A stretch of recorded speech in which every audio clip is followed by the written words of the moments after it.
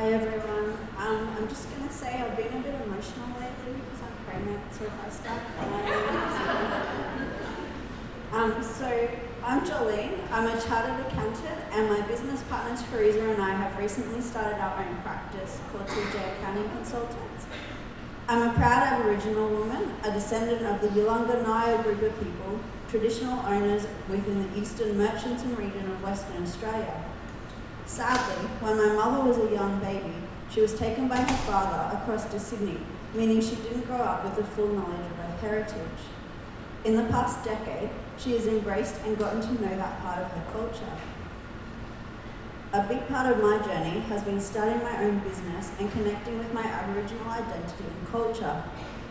It's been very emotional at times, especially when I realise how underrepresented Aboriginal and Torres Strait Islander people are in the professional world, in particular in the accounting industry.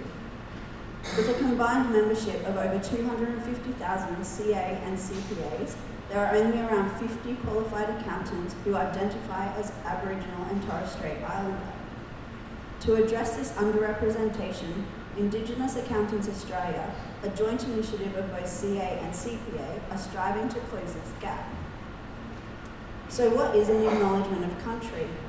An acknowledgement of country is a way that people, Aboriginal and Torres Strait Islander not from the local area, or non-Indigenous people, can show respect for Aboriginal and Torres Strait Islander heritage and the ongoing relationship of traditional custodians and a spiritual connection with the land, waterways, islands and communities. It is vital to acknowledge the Aboriginal people of the area on which you stand and or are having an event, meeting, etc., and also to acknowledge the elders and community members. Anyone can deliver an acknowledgement of country, unlike a welcome to country, which can only be delivered by an elder of the land you are standing. Today, let's pause to reflect on the fact that we are meeting on custodial land of the oldest living civilization in the world. This is a contested space, so I acknowledge the traditional custodians on the land we meet, the Yagara people and the Turtle people, and I pay respects to elders, past, present and emerging, for they hold the hopes, dreams, traditions and cultures of the Aboriginal and Torres Strait Islander people. I also pay my respects to any Aboriginal and Torres Strait Islander brothers and sisters, and I extend that respect to others from other cultures and backgrounds, near or far. Thank you.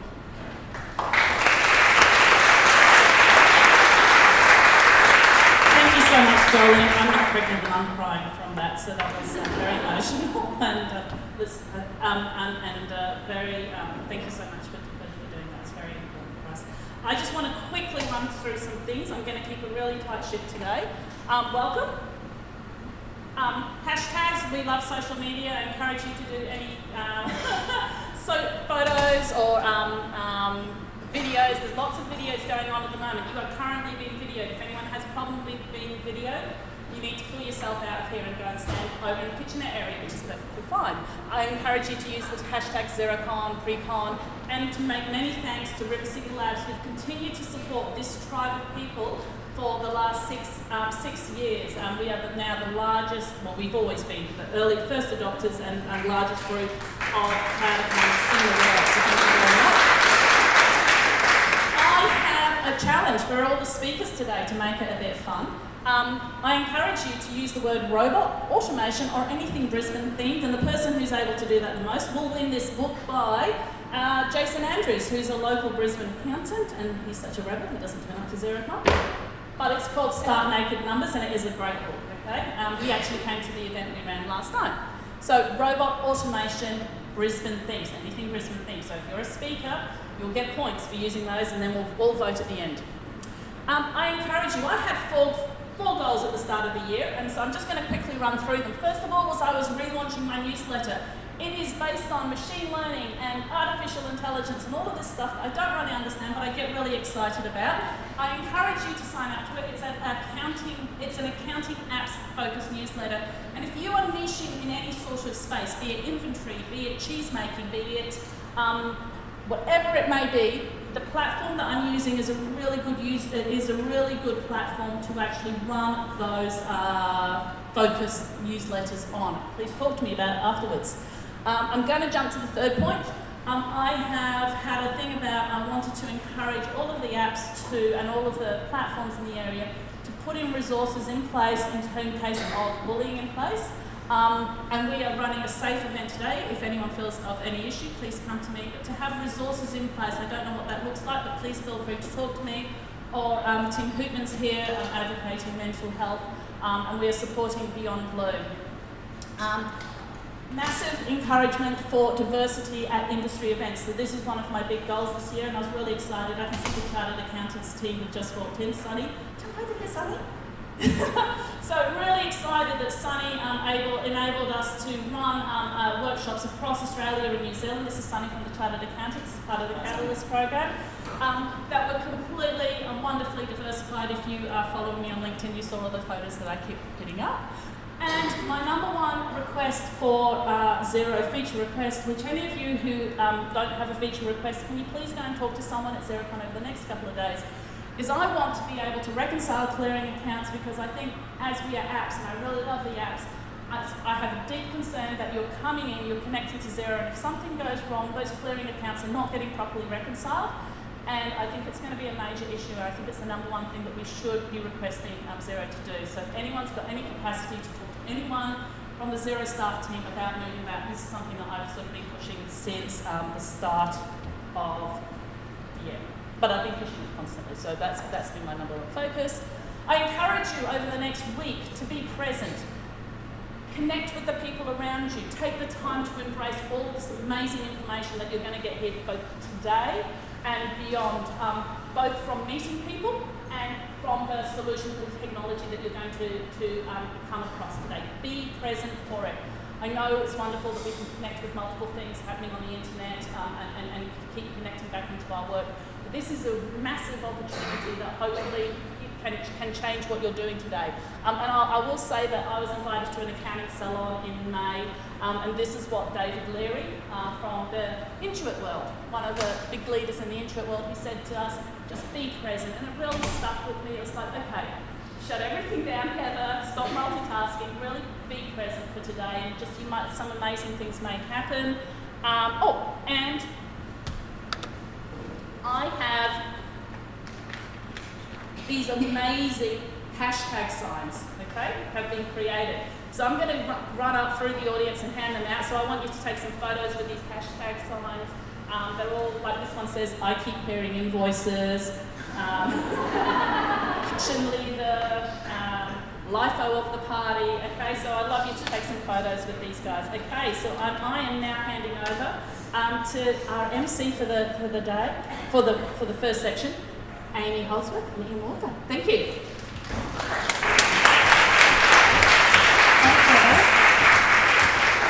Hi everybody, my name's Amy, this is Anne, we're both from Clarity Street. We will tell you a little bit more about Clarity Street towards the end of our section. However, Anne wants to do a little social engagement thing with you. So I might have borrowed this one from Sunny on our little road trips. Can everyone hear me? Is that all right? Yeah, like that? Louder? Good? Yeah. All right. Can everyone get out their phone? Go on, you've all got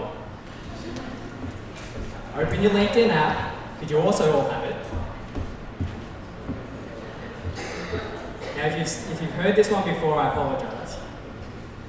Once you're in there, there's two things I wanted you to do. The first thing is, for those iPhone users, awesome, click on the little friends symbol. Also works, I think, on your other devices. I don't know what they're called.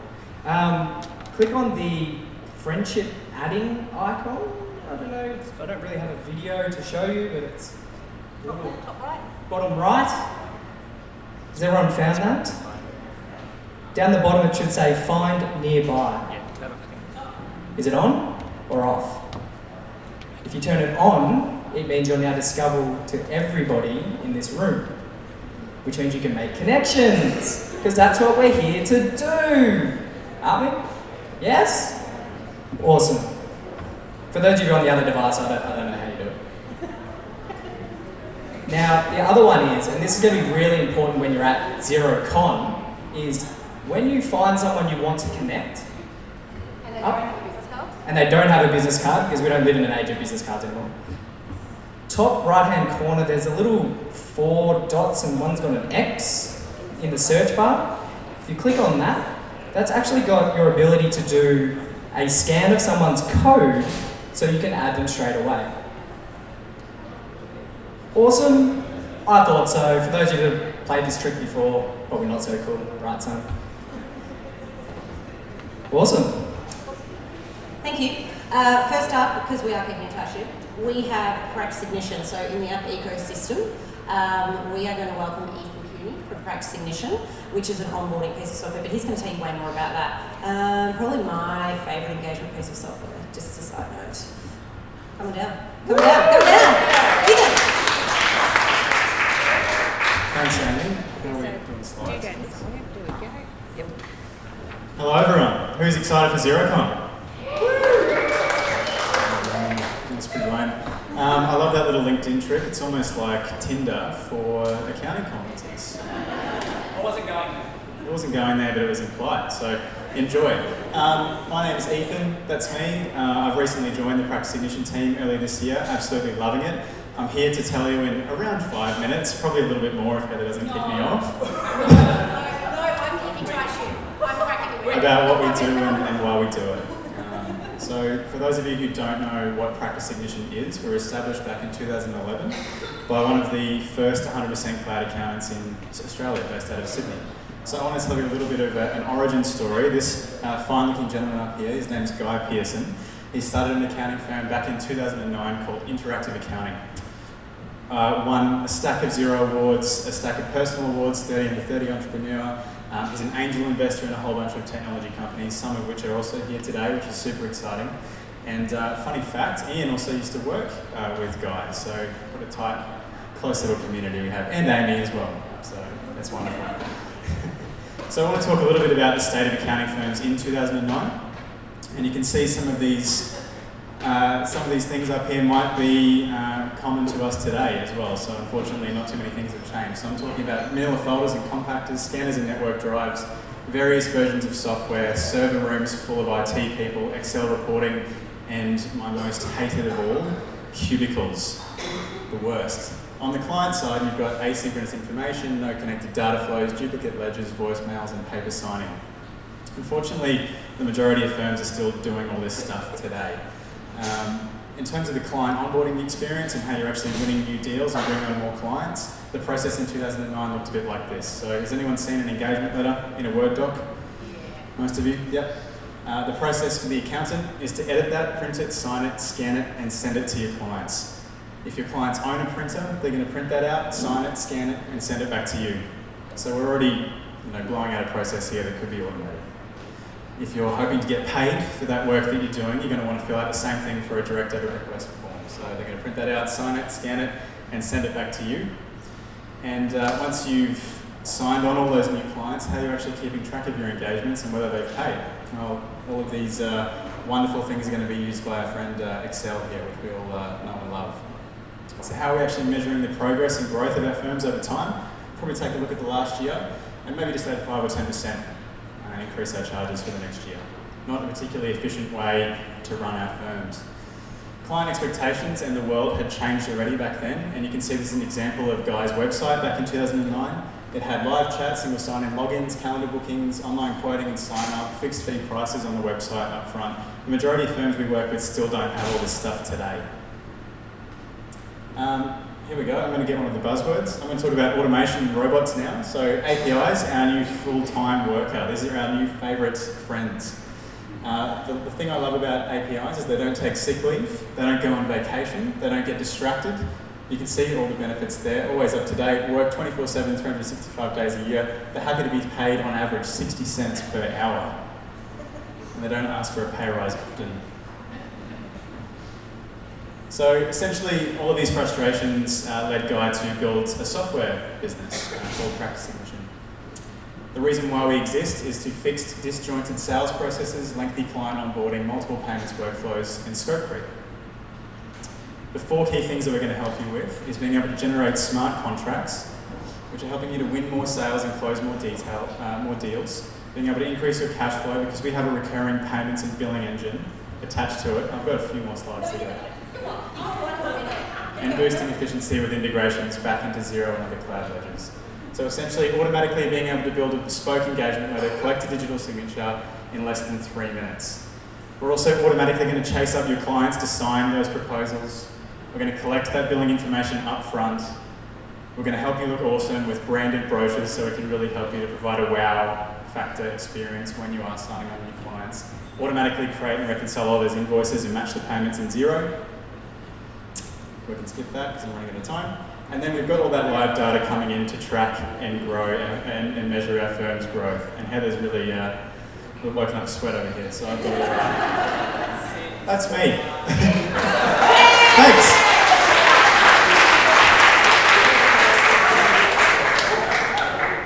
That was amazing. You'd be awesome at speed dating. It's great. The next person we're going to welcome onto the stage is Gav Fernandez. Receipt bank. Yay! I really thought that was going to be a longer introduction, Amy, but it wasn't. Tight shit, Gav, tight shit. Alright guys, my name is Gavin Fernandez and I'm part of Receipt Bank. I have the pleasure of wearing the brightest colored t-shirt in the room today. Is that true? Beautiful, thank you. Let's get started. Next slide. You're good to go. Oh, sorry. You have the power. So one of the things that we do at Receipt Bank is to power advisors to give every small business the time and confidence to succeed. And the reason we put this up here today is that every business, be it a small business, a big business, should have a purpose, a mission statement, something that outlines what they do to their customers. It's going to define the entire product and what we do for our customers. So what we help you get rid of is basically paper, the admin, the manual processes around your firms, but also on the client side that takes up a lot of time and doesn't add a lot of value. So we were established in 2010, so coming up to our 10 years next year. We've got about 50,000 accounting partners worldwide, 13,500 in Australia, which is just great. It's a great market.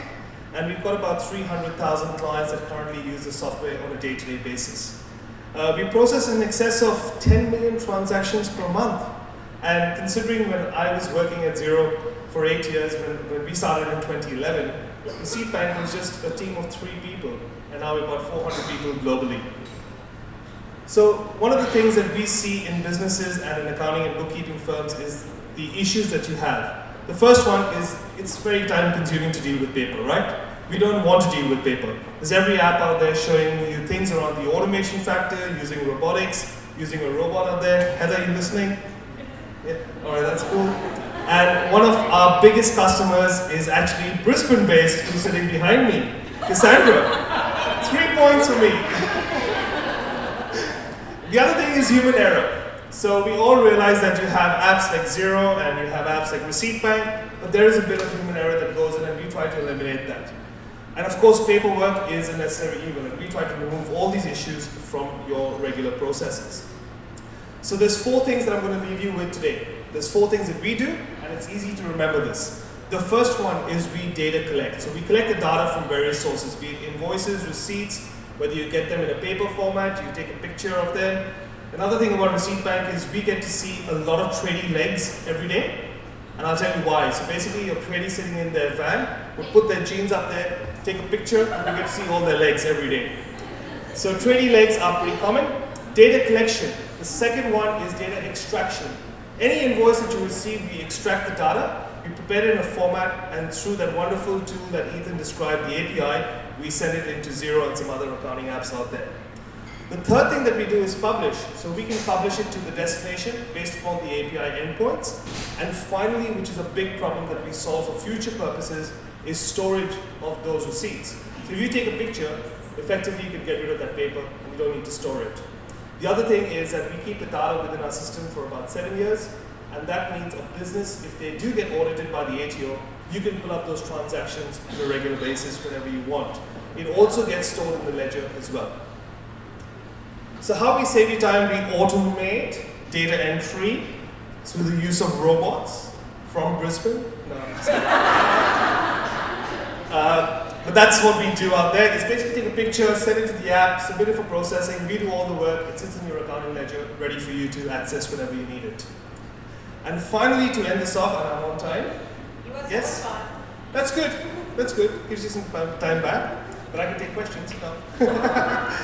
So what we have is, one of the things that we look towards doing is, the more we have from an automation standpoint of view, the cost of the subscription starts to factor into the number of submissions you do every single month.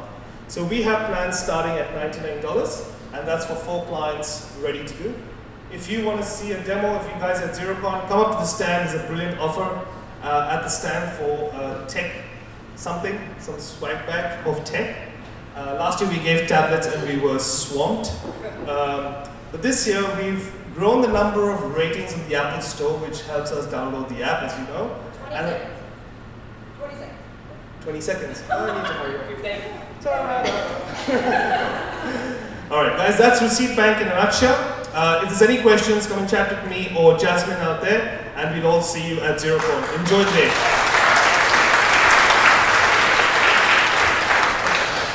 Thanks, Gav. Now, I want everybody just to do a bit something different and give a round of applause to our newest platinum partner in the room. Just sitting over here, please. For those of you who are on the journey, because you wouldn't be here otherwise, that is an epic state to get to. That's congratulations. Next up, we have Troy from Expert. Now, I love that name, Expert. Great. Hi guys, Troy from Expert. I'm not going to talk about myself, come and have a chat later on. I'll tell you a bit about my story and why Expert was born. You could do that there. There we go. Okay, just how Expert works with Xero. Expert reads your organisation data and it provides deep links to relevant Xero entries. It doesn't write to Xero and currently no integration with projects from HQ. Why was it developed? Okay, I call this the love triangle. Wanted to make sure that there's better relationships between business owners, bookkeepers and accountants and help all parties stay a step ahead. It was developed so businesses can make smarter, real-time decisions from smarter, more accurate accounting data before it's too late. It's to provide a new workflow that strengthens client, bookkeeper and accountant collaboration, and it allows parties to focus more time on value-added tasks to build their business. So the solution: audit and risk detection, collaboration workflow, smarter data insights that all leads to enhanced relationships and advice. With all this, we're looking to provide reduced financial risks, save time and money, and increase profits to enable business growth. What does Expert stand for? Expert Business Alerts. It's robotic automation, and you can try it in Brisbane today if you like. So, using sophisticated algorithms and predictive analytics and machine learning, it analyses your Xero data and alerts you to risks, and it'll look for things that you wouldn't even think about looking for. It syncs with 15 million Australian business records, and every day, and it looks for every contact record and checks whether or not your GST or ABN records are up to date. It'll tell you when someone's cancelled your business if they owe you money, and it'll learn more about your business patterns every day as more entries go into your accounting software. It'll look for duplicates paid and raised.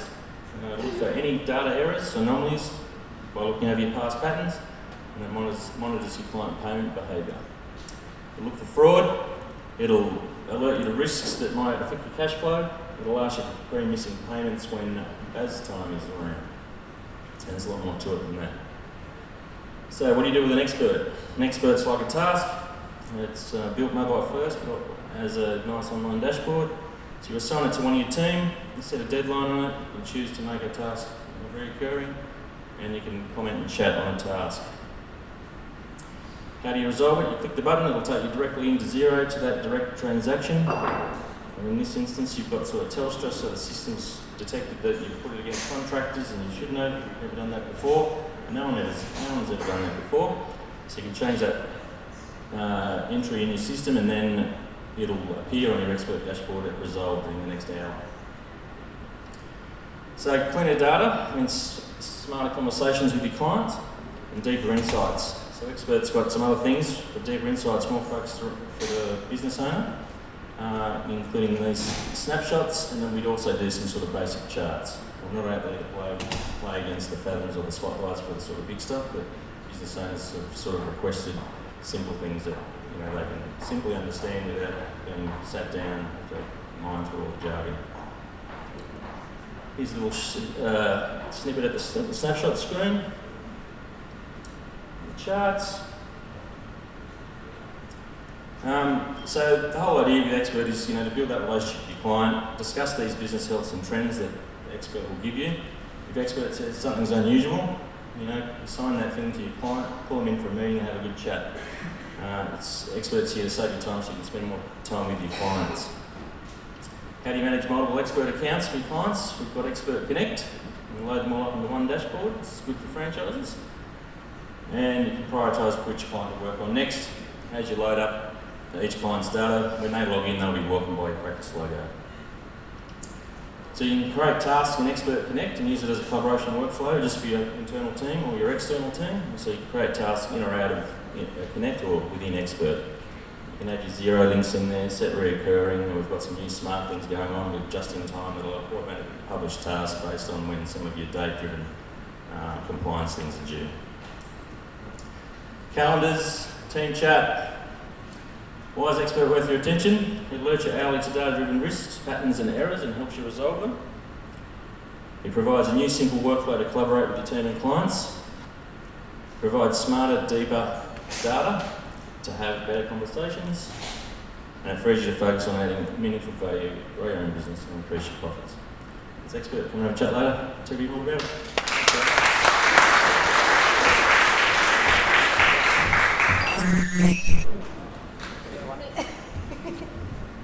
Thank you, Troy. Next up, we've got Daniel from BGL. Where are you? There you are. Daniel takes the best photos just for future reference, so if anybody wants an amazing photo, go and have one with Daniel. He's just got the lighting and the angle correct. Thanks, Andy. So my name is Daniel Tramontana. I'm from BGL Corporate Solutions. First, I'd like to thank Heather for such a great event. So well done on what you've done. This is amazing. I'm going to go for 10 minutes because I've taken 5 off Nick. Where are you, Nick? He's there somewhere. But look, I'll quickly fly through these. We are Australia's largest provider of SMSF and corporate compliance software. We have around about 180,000 plus self-managed super funds in our product and around 370,000 companies on our CAS 360 product. And one of the things I like to emphasise is that when you deal with BGL, products is just what we do well. You're dealing with an amazing group of people who provide great service, a great experience, and will ensure that you get the best out of your software. So that's a little snippet of our team there. But one of the things that we love to do at BGL is we love to innovate and create. And just a little snapshot of what happened last year. With SimpleFund360, we put out 19 updates and 248 new features within a year. CAS 360, 15 updates and 141 new features, which comes to about 1.1 new features per year. And a lot of our development and work that we do is driven by clients and feedback by clients. And another thing that we do and spend a lot of time on is developing ecosystems and our relationships with them. So we know what we're good at, we focus on what we're good at, we connect with others who are good at what they do to provide an optimal solution. I'm really proud to announce that this year we got ranked as number 5 most innovative company in Australia. And this is a great team effort, and this is basically from our dedication and commitment to technology and to creating wonderful software and client experiences. I'm also pleased to announce our release of the mobile app. Now, for many of you may not know this, here's a little video on it, but if there was a little bit of sound, it would have been better. But we've just released the SMSF mobile app where your clients can come in, they can view their member balances, pick up details about their contributions and investments, and you've got a point of engagement which is really simple and really easy to be able to interact with your clients. So this is available now, there's no additional cost for this, it's all included as part of a software subscription, and it's a great way to further engage and enhance the relationships with your clients. So as I said before, the 2 main products that we produce are SimpleFund360 and CAS 360, so I'll just run through these very briefly. CAS 360 is all about asset compliance. So what we do is we take the whole process of the asset compliance function within your accounting practices, and we complete it and manage it from end to end. We do things like trust management, we make that very easy. We fill in all the forms, documentation, all the supporting documentation that you require to process any of the changes and then to notify ASIC. And effectively, you can see there on the right-hand side, we have very basic, easy to understand screens which make the whole process of company compliance really easy. When we add to that the document delivery, DocuSign, and the ability to package up documents and directly email them directly to your clients within a couple of mouse clicks, we really have captured what was a pretty lengthy process and made it very, very simple and very succinct. The other thing that we've just added also is reminders, where you can send reminders, set reminders for particular documents that you send to your clients, and the system will automatically trigger reminders either by SMS or email directly to your clients, making sure that they're always up to date with where their documents and their lodgements, etc. are at. SimpleFund360 is all about SMSF compliance. We've done a lot of work in the analytical insights, so effectively we allow you to drill into your data, capture real deep and meaningful insights about what's taking place within your client's self-managed super funds. We're moving to a zero-touch processing environment, where what that basically means is that it's zero-touch insofar as you don't need to know chart of accounts for the system to auto-code transactions, because it's able to identify transactions and where they should go in the ledger based on dates, descriptions and amounts and timings of transactions. So we're actually moving into a system where a lot of the processing work is done for you automatically. And then last, as I said there, we've just released a mobile version which is included in SimpleFund360. And I suppose the underlying theme with all our products is to create remarkable client experiences which basically improve the engagement that you have with them. Areas our products don't work, we still require human intervention. Our products are designed to work with people to deliver better experiences for your clients. So if you think you're just going to deploy a product, set and forget, that's not what our products are for. They're for you to be able to have better engagements and discussions with your clients. The problems they solve really are compliance, eliminating the mundane, repetitive, and workflow and process management.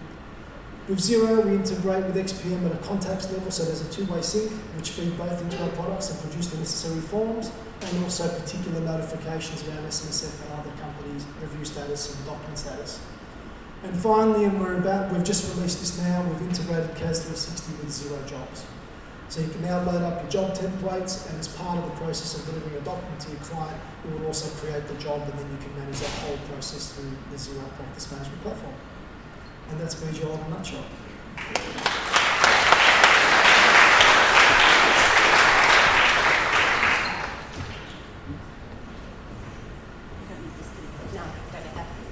So just a real quick snapshot about what Clarity Street does. We are business frustration extractors. We help build your wealth through leveraging technology, essentially. So all of the wonderful apps that you're going to hear about in the marketplace at the moment, especially from an accounting practices perspective, are wonderful, and you're all individually really good at telling the industry why your particular piece of software is good. But where do you draw the line between how the software all connects together and how they actually work together from an operational point of view within your practice? That's what Clarity Street does. This is our app stack in terms of what we actively think is the preferred app stack at the moment. There are other particular pieces of software that might be better out there in the market, but the reason why we promote this is because of the open API. Because when you have all of these softwares talking together, you can get operational excellence within your business and your practice. So Clarity Street comes in, we do a discovery with your team, we work out exactly what's going on with your firm from an operational perspective, people, process, systems. We then help you implement those changes from whatever's going on within the business, basically. Our cloud integration specialist, essentially, is accounting practices. So that's what Clarity Street does. Thank you for having us, Steph. Thank you so much, Amy and Ian, for that. We're now moving over to our panel discussion, so we'll shortly get that sorted out. If you have a hashtag, put it up, hand it to someone else so they can take some photos while we get sorted. Again, to Heather for organising this amazing event with this amazing panel. I was at COSBOA last week, and we had ASIC and ATO and Kate Carnell and all these really, really good people on the panel, but I don't think it's going to be nearly as interesting as this one. It was actually quite boring. So thanks for joining us, everyone, today. Those of you who don't know me, my name is Alexi Boyd. I am a radio host, professional panel moderator, and event podcaster. My radio show is called Small Biz Matters. There's 150 podcasts, all free for you to use and share with your client database, and it's all based on community radio, so it's all warm and fluffy. and lots of really great small business education. So I'm going to allow the panel to introduce themselves, as I've done for myself, and then we're going to get underway with probably what is the most fascinating discussion of the next 3 days that you're likely to hear. Over to you, Steph. Hi, Steph Hinds from Growthwise. I run a small accounting firm with my other random Growthwise people up there in Newcastle, and we finally made it after a 5-hour flight delay this morning. Fun. Hey, I'm Hiroki. I'm one of the founders of GoCardless. And what we do is we are on a mission to make it really easy to collect recurring payments and take the pain out of getting paid so that you guys can focus on what you do best, which is creating great products and services. Started in the UK about 8 years ago, working with about 45,000 businesses now, collecting payment through our platform every month. All sorts of sizes and flavours of business, but a big part of what we do is help small businesses and accountants to collect invoice payments on a regular basis. And we're really excited to be launching over here in Australia. Came over here about 6 months ago and have been growing really quickly already. So we're now working with about 2,000 businesses in Australia, and very excited to come meet with all of you today. Got my own. Hi, I'm Aynsley. I'm one of the founders of Clarity. We're a brand new app which has created a platform that gives accountants the tools to be able to help small business owners understand their numbers and how to improve them, how to create a plan to build a better business, and using an online structured data room to help them get access to the cash and funding they need to grow and exit. Thank you. G'day. I felt like I had to equal up the panel there. But yeah, I'm Colin Hewitt. I'm the CEO and co-founder of Float. We launched our product actually in Australia in 2014 with Xero integration. And our whole thing is to help businesses with cash flow. So help them sleep better at night by understanding if they're going to be able to make payroll, who owes them money, who do they need to pay, and how can we bring all that together with budgeting to give a really clear picture of what's coming up in the future. So yeah, very future focused and simple for businesses. But we've also just launched a portfolio dashboard recently for practices as well. So you can sort of sit back, see a list of all your clients and see which ones are needing you to pick up the phone and help them. So. Excellent, thanks guys. Well, today's panel is going to be called The Digital Dirt Road Ahead, Worldwide Download from the Software Giants, which is pretty awesome. I'm not a software giant. Let's talk about an issue that we all experience quite a lot in the accounting and bookkeeping world. I might start with you, Aynsley. So, is technology the driving force behind change in our industry, or in your opinion, does fintech react to the needs of the market? Well, interestingly, Steph and I had a chat about this probably about this time last year, and I think we both agree that technology is the major driver for change, and that accountants really need to look at their systems and processes and adopt what's going on in technology and potentially change their business model to enable that to happen. No, I'm just kidding. That's not what we said. That's not what we said you were going to say. No, we are the driving force, aren't we? Yes, look, they outnumber you, believe me. Sorry, everybody's looking at me. I'm Irish. I was trying to be ironic, but maybe Aussies don't quite get my sense of humour. So no, for me, technology is purely the enabler. It's there to do the heavy lifting, to do the mundane work. It's important, I think, for people to understand as accountants, you're the people in charge. It's all about emotional intelligence. Small business owners are looking for you to give them guidance, connection, help, and for you to be that sounding board. Technology is just there purely to help, and that's how I feel. So, yeah. Steph, I might go to you with this one because obviously you are one of the driving forces. Can you explain to me a little bit how technology has fit into the flow of whether or not you're looking for the technology to solve a problem, or you find the technology and then you realise that there was a problem to solve in the first place? I think for us it's always, there's a problem we need to solve, and therefore we go and try and find a solution. And that solution is often technology. If the technology doesn't exist, that solution needs to be human intervention. But I often have a conversation with people and say, why would you do something completely manually with 100,000 different formulas and have to update them all the time and know that you're going to make a mistake, when you can just turn around to the beautiful man on the end and go, please do this for me, thank you very much for coming. And then we get to actually use our brains and really help the clients by understanding the data. And so for me, technology is just a tool. It's the equivalent of a builder using a hammer. You're not going to literally try and nail nails, hopefully not anyway, without a hammer and try and do it with your hands. And so the technology component is exactly the same as a hammer. It is really our tool. And it's our tool to then get all the data and get all the information that we need to have more fun with our clients and to really help them grow or help them succeed in the areas that they want to. Hiroki, can I just ask you a question about this? Because I think that GoCardless is quite uniquely positioned to solve the problem, not only in terms of a human perspective, not just for the accountants and bookkeepers, but also for the clients themselves. So talking about the human element here, tell me how GoCardless sort of removes the pain and why that pain point was so important for you as a founder of GoCardless in the first place. Yeah, I mean, I think, I'd absolutely echo what you guys were just saying about, technology's the enabler, right? And it's enabling businesses and accountants and everyone to focus less on the kind of the admin side of the business and more on the, what's the actual product or the service that I'm trying to offer here.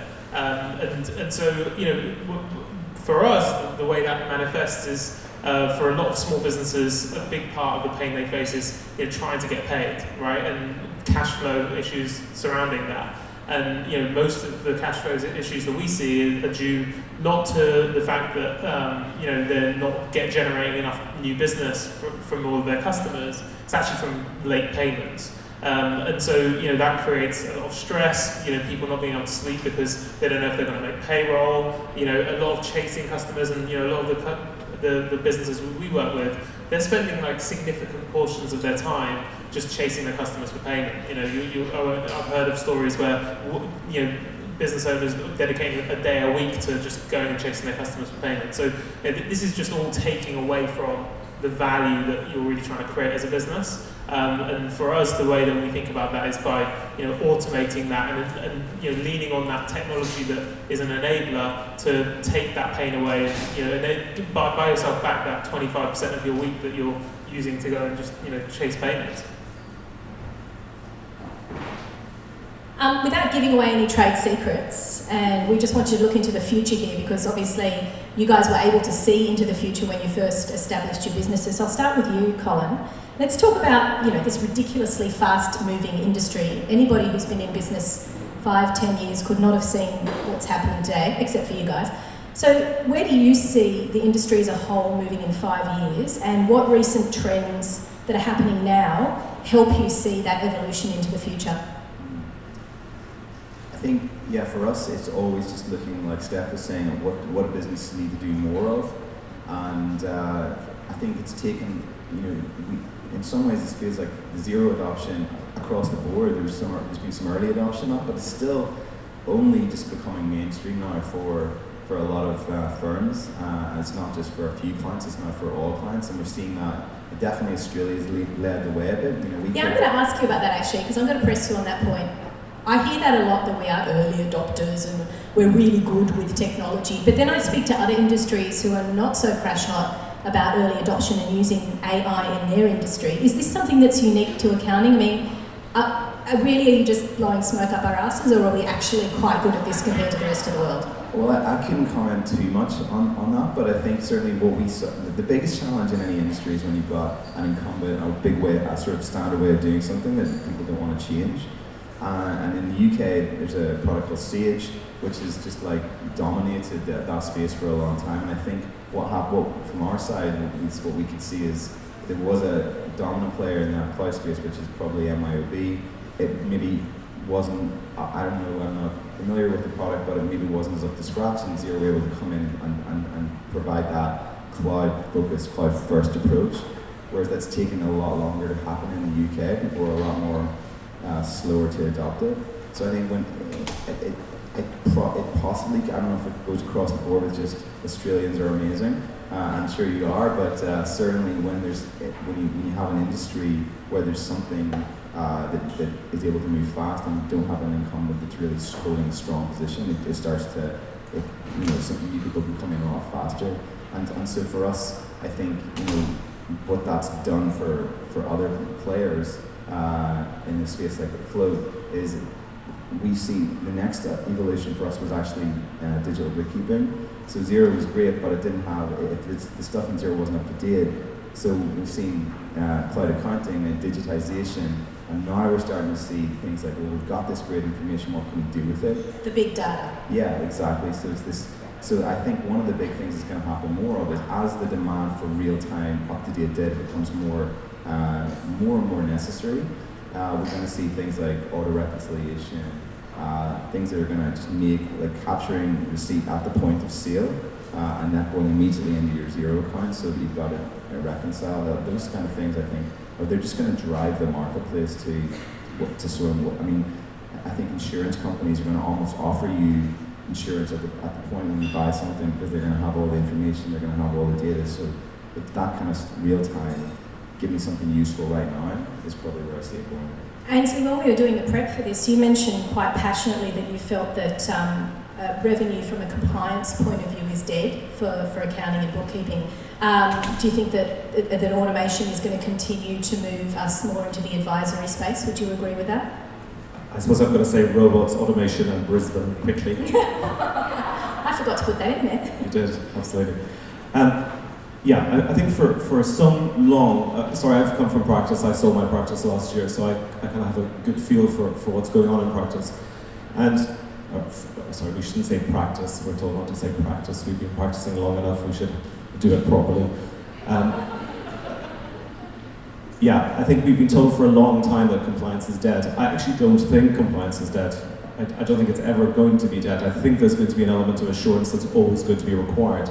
So I think it's more about compliance and advisory and how we embed advisory into everything we do. And it's also important, I think, of the trends going forward, that business is complex. It's getting more complex. The world is complex. What business owners need is not more information. They need knowledge. They need us to help them and advise them and to be actually there for them. So I think we're going to see a lot more about stripping back the complexity, and it's much more about giving the pertinent information, using the data well to help with better decision making. But I think it's going to be on us to be able to interpret that data and to be able to give really valuable insights to business owners rather than just throw more information at them. But Steph, you're living, eating, sleeping and breathing this as we speak, so would you agree with that sentiment? I think accounting will be what we want to make it. So if any of you have international clients, you literally know that compliance is by far from dead, because trying to navigate the waters of having clients operating in 5 different countries is, I promised I wasn't going to swear, but insert F word here, because that's literally all that you can actually say. So compliance we often think about just as data entry and that basic subset of what we do, but compliance is also tax. And I'm sorry, but that ain't going anywhere anytime soon, whether we like it or not. We'd love for individuals maybe to go away, but the business world is becoming more and more complex. And I think the exciting thing about the accounting industry is we can make this what we want to actually make it. So advisory, even as a term, is such an amazingly broad term. You can be an awesome advisor just on cash flow alone. You can be an amazing advisor to just growth-related businesses, to SaaS-related businesses. Or advisory for you might actually be, I want to go down the software route and I want to design systems for clients to really streamline their life so that they don't have to do all of that data entry. Or maybe you want to step that up a notch and do the software advisory piece that is literally, here is your systems that will run your entire business from lead generation through to sales, through to everything else. And I think that's the exciting thing about accountants and accounting and this whole entire industry.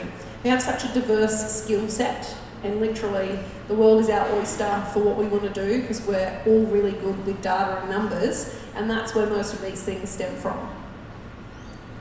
One for the software company guys. I want you to explain to me, or just envisage your ideal client. Who's using your software the best? And although, without keeping it too specific about yours, who are the best adopters, if you can imagine your ideal person who's really using it at its utmost functionality? Hiroki? Yeah, I mean, see, we obviously work with businesses across a wide range of industries, but I think one of the things that has really struck me is the way that accountants feels, at least in the UK, and it seems like Australia is even further down this path, kind of split into these two groups, right? Where you've got the group of accountants that are a bit more backwards looking and a bit more traditional in their approach, and then you've got the accountants that are more forward-looking and going and taking more of these kind of advisory roles. But one of the things that I think is really interesting about that group of advisor-type accountants is that they also try and practice what they preach, right? And so actually some of our best customers are accountants themselves, where not only are they saying, hey, as to their small business customers, this is how you can improve your cash flow, or this is how you can spend less time on admin. They're also doing that themselves and automating their own payment collections and creating these systems for their own practices. And so I think that for us, that group of sort of power accountants, they're really the ones that have adopted our system wholeheartedly. And it was great to talk to you before this panel about how you're moving your entire customer base to paying via GoCardless, and I think that's great to see. And then when your customers see you actually practicing what you preach, I think it really validates the advice that you're giving and really shows the value of it. So I think that'd be what I'd say there. Yeah, I suppose it's those that are using technology not for technology's sake, but are leveraging the power of technology to deliver better service experience, better added value solutions. We're new, so we don't have a huge number of customers. But those that are working really, really well with it, the larger firms have tended to look at the 80% of clients that aren't being served by business advisory solutions at the moment, because oftentimes we see with many of the bigger firms, particularly in the UK, where they're talking about advisory and consulting, they're offering that to their best clients. They're not necessarily doing that for all their smaller clients.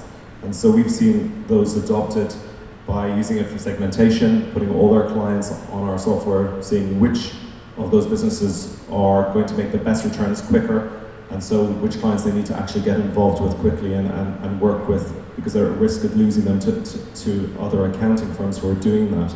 And we've also seen the smaller firms who haven't actually started the advisory journey yet, who found that the conversation started that we have to get the accountant into clarity, that they're using that for everything, not just for clarity, but for their tax services, for their bookkeeping and budgeting services, for cash flow. And so it's been a really, really interesting gateway conversation for not just clarity, but for their own existing compliance services and the other apps out there as well. So that's been quite interesting. So the better ones are almost using the analytics for themselves as well, so they're able to pass that on to their clients. Do you find that analytics is a really powerful tool that is or is not being used enough? Well, I mean, our platform doesn't go into the depth of analytics that other platforms do, because that's not what we're there for, but it does look at 7 key numbers within a business. And again, it's about making business simple. So we're looking at just 7 key numbers that affect every business and seeing what changes in those numbers have to the bottom line profit and cash, because we all know the importance of cash in a business. And it's that they're using, not just for data analysis, but just for actually positioning, for segmentation, for creating a quantifiable value proposition for their clients, for the work that they do, and actually helping with pricing as well. Colin, what about you? Are you finding that the firms or the practices which are using almost 100% of all the available tools within your software are the more successful ones, or the ones who pick and choose that are best for them? Yeah, I think ultimately the starting journey for us was people just adopting Flow for a number of clients that came to them. And what we're seeing, we're actually opening an office in Australia. It's our plan in the next couple of months. And we want to, but in the UK, when we've been working with accountants really closely to help them actually roll out Flow to everybody when they're starting up with every new client.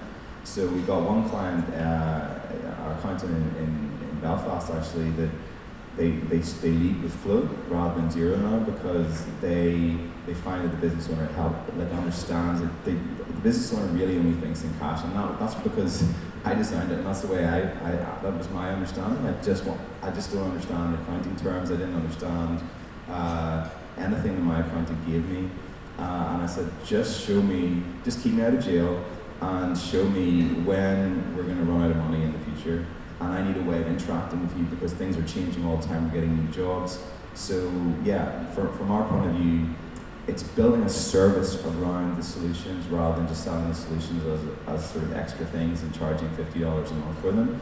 It's actually saying, well, what we're going to offer you is this amazing service that we can sort out your payments and receivables through tools like we can sort out your data capture and your expense reporting. We can then also help you with cash flow, and we'll do your compliance as well. So it's almost like putting together this service and saying this is how much we charge for that, and you can kind of pick from it, but every client gets it. That where it's appropriate, but generally sort of putting it rather than trying to start with one thing and then introduce things further down the line. And the biggest thing that we've seen that makes firms successful in this area is having that annual review where we sit down. I think it doesn't happen enough where we say, look, it's a year since we last sat down together. Let's get some time, let's go through the business and actually work out where we can help and where are your pain points. And not enough firms we meet with are doing that annual review just to take stock and charge for it as well. Because it's a valuable service because there's so much information that you'll have through all the experience of working with different businesses. You're going to hit this problem this year because we're going to grow this much, that kind of thing. Neatly brings me around to my next question where I was going to ask Steph, for anybody in the room who feels a little bit like me where you sort of stand in the middle of a Xero room and go, oh my God, there's so many of them out there and even their brightly coloured t-shirts are beginning to make me feel a little bit numb. How do you avoid the feeling of overwhelm, or is that just a term that people who are stuck in the dinosaur era use? No, look, I don't think you can ever say it's only a term that people stuck in the dinosaur ages use, because look how many people are on the exhibitor floor at Xerocon. You could literally spend the whole entire 2 days just walking that floor and still not understand what every single person exhibiting does. And so I always think about it as there's no point in learning everything about everything because 90% of the stuff has no direct implication to you right now. So I always pick my top 3 problems. What are the 3 things that are annoying me the most, taking the most time, and by me I mean the team because they're just the ones yelling at me, right? So it's what's really annoying them, what is really taking their time, or what are the things that I really want to be able to see because I know seeing them is going to allow me to give better advice and to tell people what they need to change in a few different areas. And so we cycle through those problems because we'll find an app and an app will solve 70% of that big problem, and then another problem will actually be bigger than that problem because we've solved the majority of it. And if you have a thought process of thinking, what is my problem? What am I actually trying to solve? What do I want to be able to show clients? What do I want to be able to do? You can narrow it down to who you actually need to talk to and what you need to look at. But you also need to dedicate time to this.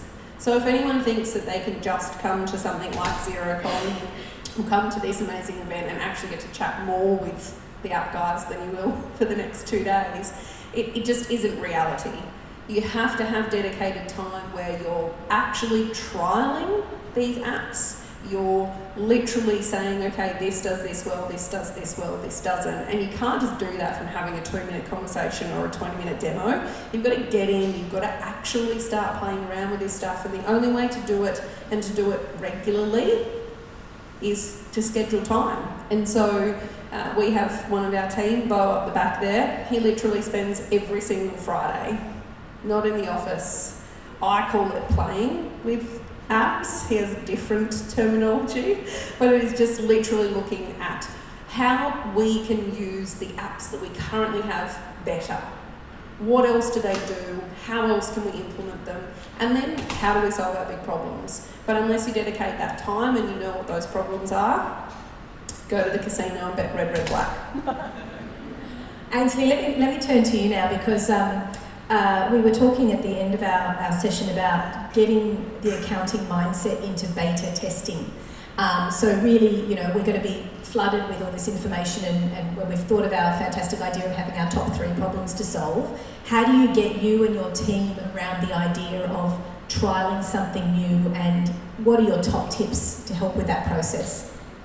When we were in practice, I mean, we won a number of awards in the UK for innovation and the way we did business. It was primarily for the way we adopted technology and leveraged it to actually create better services and a better client experience. We were always known for being a laboratory. So that's, I mean, there was, you know, we had a playroom actually. I don't know what else. Was there Lego? No, there wasn't Lego actually. Play-Doh. But we used to take those apps and actually, whatever was in the market, we actually played. And we didn't put them out live until we'd actually played and worked out how we were going to use this app and commercialize it. Because it's really, really particularly important in practice to be able to commercialize the app. It's not just about just another cost center for you. You actually have to make money out of these. So we played with things, looked at them. We looked at what worked, what didn't, what systems and processes that we had problems for that these were solving, what things that we might have to change to actually make an app work for us.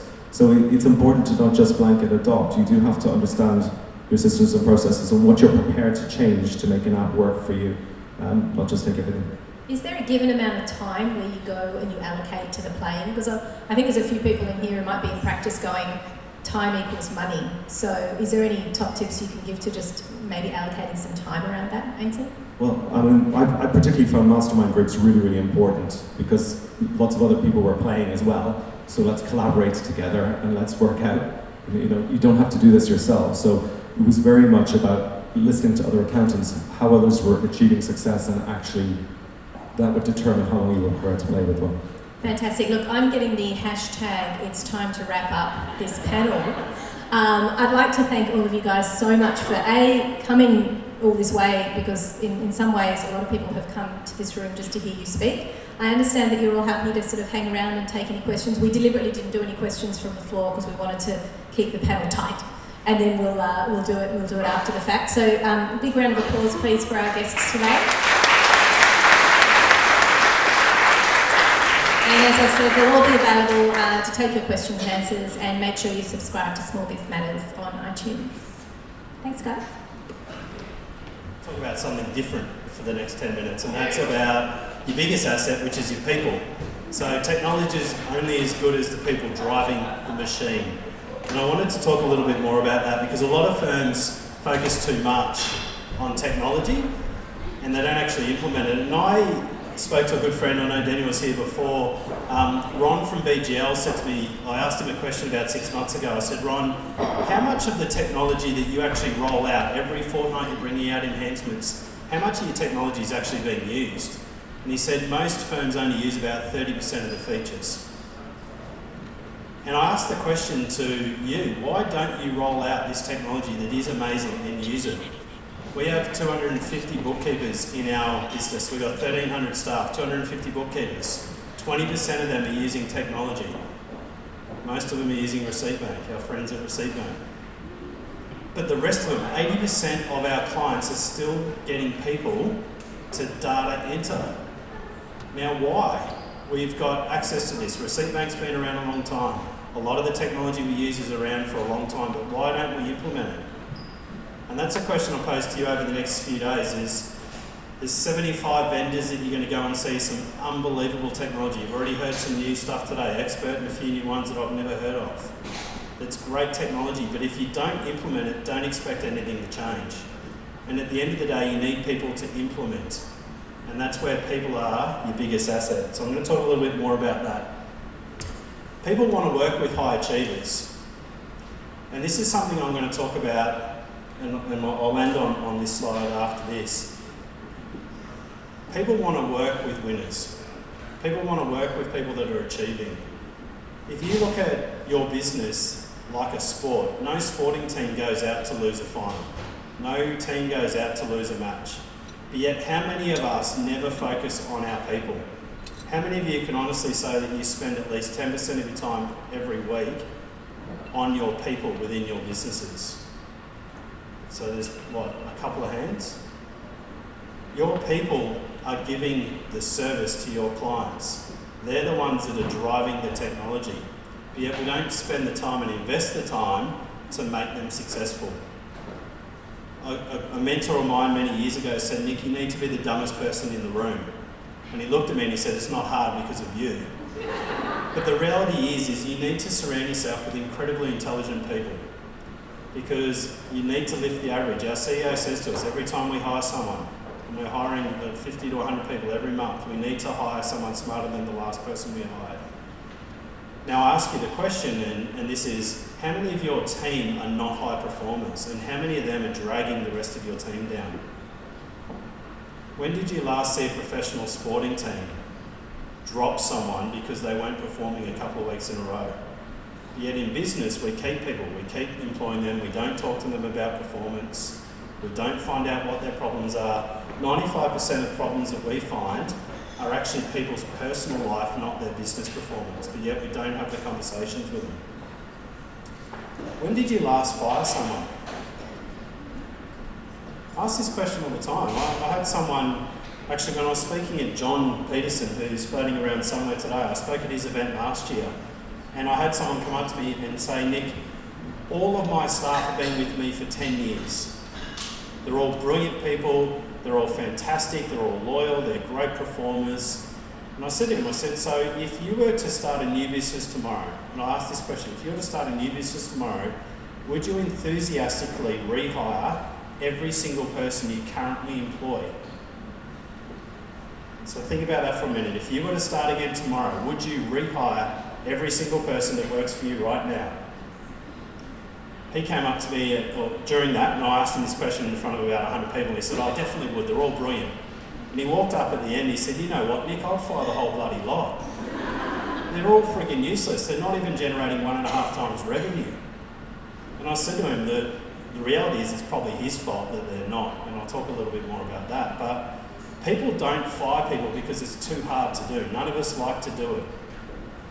But yet when you move people on, it does something for your team. It shows your team that you want a high-performing team. I had one of our clients after our most recent roadshow rang me and said, Nick, I got so inspired by what you spoke about managing people, that I fired 2 of my team.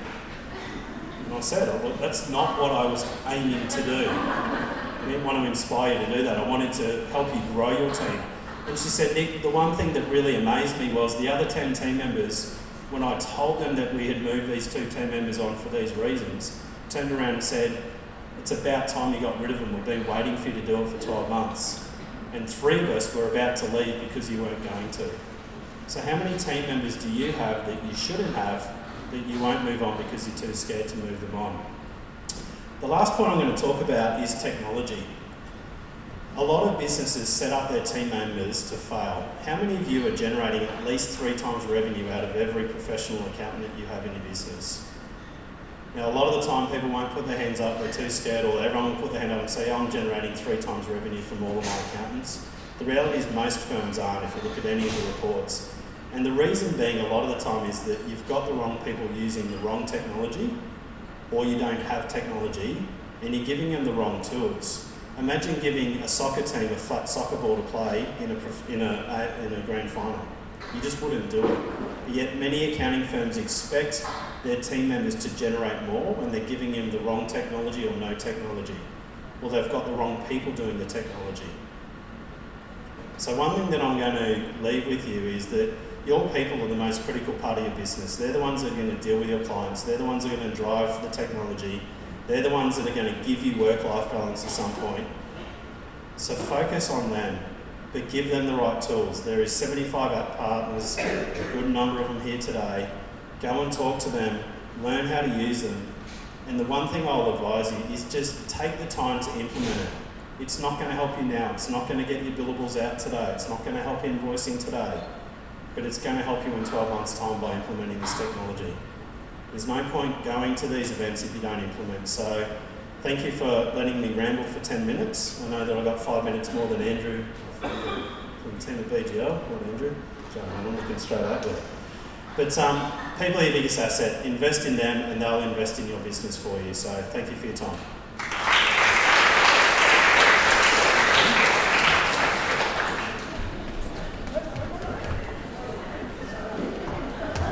We've had a change of plans. Kaye, our special guest note speaker, has arrived, so it's not this one. It is number... No, she's here. She found it. So Kaye has come in for the keynote. We're very excited. So Kaye's from General Manager from the ecosystem. We're very excited that she's here today to share lots of secrets with us. So for those of you who came along to our MeetUp session about 2 years ago when we had Rod Drury speak, after his session, the PR person ran around the room saying, delete everything, delete everything. He wasn't supposed to tell you that. So we would like to be able to delete everything after your talk, Kaye. No pressure. Thanks, Heather. I'm just going to come over here. I've been at the marketplace lunch. Hey, I've been at the marketplace lunch as well, which is why I look fancy. I think I look fancy anyway. So, hey everyone. All right. So I am Kaye, and I'm the GM of Partner Experience for Xero's global ecosystem. And so what that means is that my job is how do we attract more apps into the ecosystem, and how do we also then make sure that more people are using it, so advisors feel confident around recommending apps and also more small businesses are using them. So the mission of our team is to build the best ecosystem platform in the world, but being a platform is about the flywheel. And so when we talk about those apps, when I joined 2.5 years ago, we had 500 apps, and today we've got 800, and our goal is to get to 1,000. And I know that sometimes people look at it and they go, oh my God, you've got so many apps, and that's actually a little bit freaky and it feels overwhelming. But it's something that I am really proud of, because the thing is, you don't know who's going to be the next receipt bank or the next HubDoc who we acquired earlier this year. And so it's good to have options. The other thing that I tell people is that if I look at the apps that I use on my phone, I travel quite a lot, so I've got the New Zealand app, I use Booking.com, whereas for some of you being Australians, you might use Qantas app, or you might use Virgin app, and so it's important to be able to have those choices. But that comes back to, well, how do we make it easy for you to be able to find the right apps? And so what my team's been responsible for over the last year has been a bunch of work around the app playbooks. Have any of you guys seen the app playbooks or in the app playbooks? Yeah. So the app playbooks, we've been doing the app badges, so we've got these app advisory courses. We come to lots of events and we talk about app advisory. We've got 2 different sessions tomorrow. I'm doing one of them, which is kind of a 101 on apps, and then we've also got some more 201, which is how do you start monetizing app advisory? And we've also been working around our marketplace. And so we re-platformed our marketplace earlier this year, which was really just about building foundations to be able to do more cool stuff with it. Because if you looked at our marketplace 6 months ago, to be honest, it was pretty shit. And you couldn't find any apps, and it just wasn't a really good experience. And so we've taken it back to basics and gone, okay, if we want an experience which is like the App Store with Apple, what are the things that we need to be able to do? And so, we've rebuilt the marketplace. Now we do have an announcement about the marketplace at Xerocon, which I'm not going to ruin the surprise, sorry Kevin. But what we're trying to do is, those app playbooks, like when we launched those, we did it because we thought that there was an opportunity for you guys to get more knowledge about apps and how to do app advisory. And so we thought, you know what, we're just going to put these down on paper, we're going to create these booklets, and we'll just see if they're popular or not. And what we found is that they were popular. We've had nearly 20,000 downloads in the last year. And so we know that advisors want them, and we know that our apps value them. But now we're trying to think, okay, well, how do we bring that experience into the marketplace and make it so that it's a seamless experience all straight from the marketplace? So if you're around at Xerocon tomorrow, go and listen to the product keynote and you'll find more about that. So the other things that we're thinking about, and I didn't bring any slides because I just want to talk to you about all the things that we're thinking about at the moment. And so the strategy is around how do we get to 1,000 apps, so we make it easier for people to use apps, but also starting to think about where are the areas in our marketplace which are really oversubscribed, and then where are the areas in our marketplace which we need probably more apps in, and how do we start to address that? And so we're trying to get a little bit more strategic around looking at the marketplace and going, okay, well, we've got a shed load of reporting apps, and that's a good thing, because to be honest, reporting apps often give the best insights into a business and help make the best decisions. So how do we make it with this new marketplace, with better search and all that kind of features, how do we make it so that you can tell the differences between those reporting apps? But then also, where are the gaps in our marketplace where you can't find enough apps to satisfy need? And so an example of that is CRM. There's not actually that many CRM apps. I just did the Xero Developer Roadshow, and one of the questions I got asked was, what's the next big thing in the ecosystem? And I was like, someone build a great CRM app and get that in there. So we're starting to get more strategic about how we do that. As part of that, Later on this year, we want to launch a accelerator. I like to add into anything I can, Epi holidays, Epi everything. So anyway, we're going to launch an accelerator, and what we used to do is we used to do this hackathon, and it was like also a bit shit. But that's the thing, is you learn from these things though, right? You do them once, you put them out in the market, you see what they're like, and you're like, oh, that's great, we'll keep going with that, or we're going to learn from that. And so we did this hackathon, and it was a 3-month virtual hackathon, and it was global, and like, if any of you know the answer, how do you keep developers motivated for 3 months, like, let me know. But anyway, so what we thought we'd do is we want to launch an accelerator, and basically what that enables us to do is to target different regions. So for example, in Asia, we've got about 20 apps that are domiciled around Singapore, 15 of those are payroll apps. So what if we ran an accelerator and we said, okay, this is targeted for Asia, but not payroll apps. And then, we could start to attract more people into our marketplace, solving a need there. Or South Africa, that's another emerging region for us. How do we find them that can solve there? Or we could go back to those holes in the marketplace that I talked about and do it that way. The other cool thing about doing that is, I think a cool part of Xero is that we can't build everything ourselves, right? And so how do we partner with apps to help fill some of those spaces for us? And we see that with some of the apps today, but you look at where the future could go. So for example, in Latin America, you can't just send out an invoice and get it paid. If you send out the invoice, it's got to go via the local council and they stamp it, and then it goes to the customer and then they pay it. And they do that so that you avoid corruption. Or people paying under the table, I guess. And so for us, it's starting to look at, okay, well, is there someone that we can partner with that can build that for us? Because if we build that, we're building it for one location or one region. And so if we're looking at that scalability and that repeatability, who can build that for us? And there's other things like that we're doing. So I think apps are core to what we're doing and apps are core to our strategy. Some other things that we're doing, so when we talk about that flywheel and that sort of scale of having 1,000 apps, we really have to overhaul, I guess, the process for how we create that beautiful partner experience that my team's responsible for.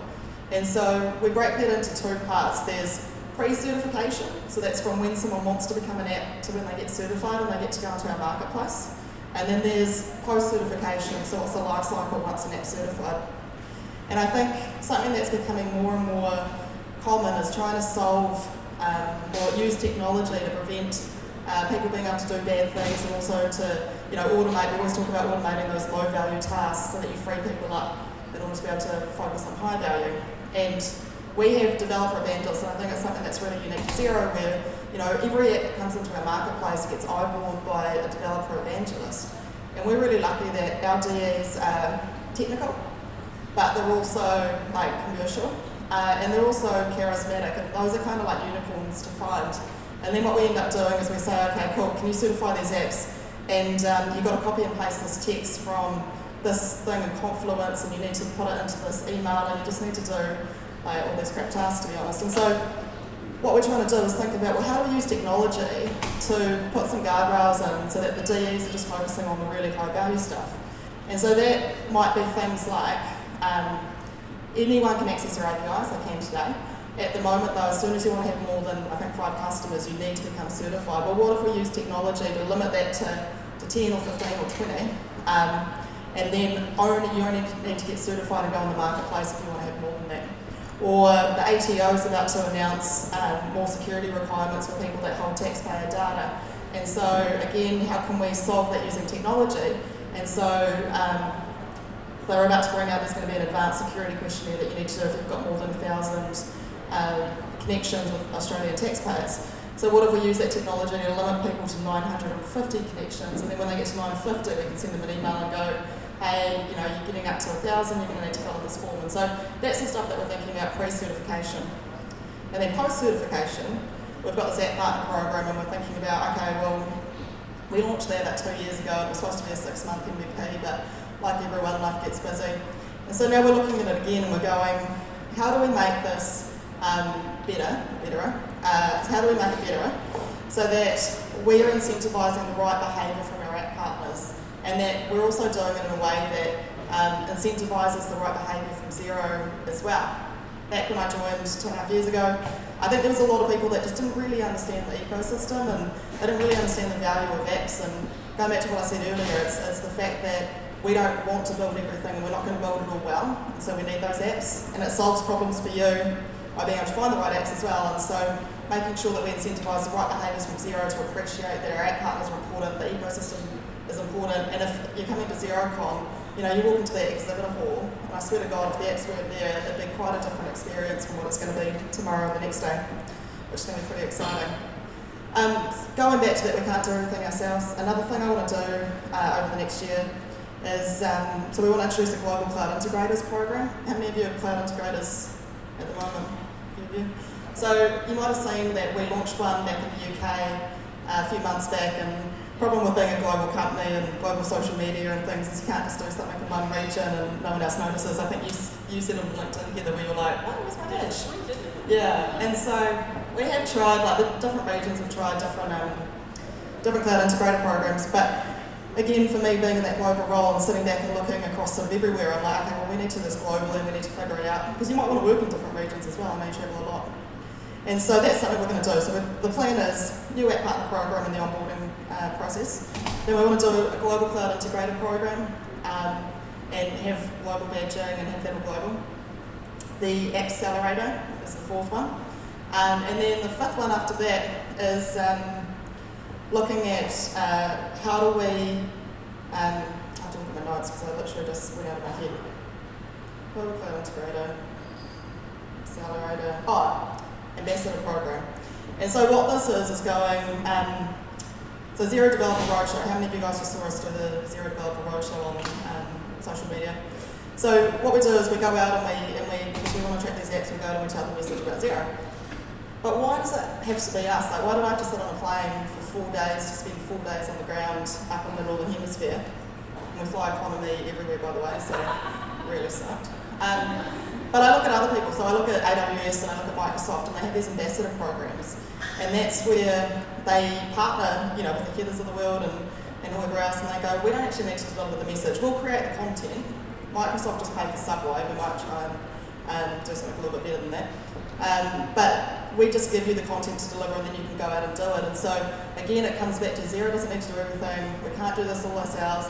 Whether you're an app partner or an advisor or a cloud integrator, it's about creating that community together. And so doing a global ambassador program where we have people that can take the message for us and we'll help support it.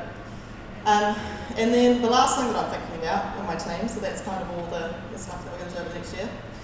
We started with 4 people, by the way, 2 years ago, and we're up to about 40 now, so we've been a pretty lean team over that time.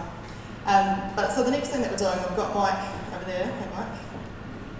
So 98% of the apps that we have that integrate into Xero build to us, and that's cool, we really appreciate it, thank you if you're an app that's built to us. But there are some apps that our partners use, our advisors use, or that our customers use that don't build to us, and it might be because they're way bigger than us, and they're like, why would we build to you? You're just a fly, and we're like, oh, but we're Xero, and they're like, whatever. Or it might be that they're a similar size to us, where they just don't have engineering resources, or their roadmap's full, or whatever that might be. And so, about a year ago, we wanted to start an experiment. We always start these experiments. This has been a good one, not shit, don't worry, Mike. And so what we've decided to do was we spun up an engineering pod. Normally a pod's 6 people, this one's 1.5.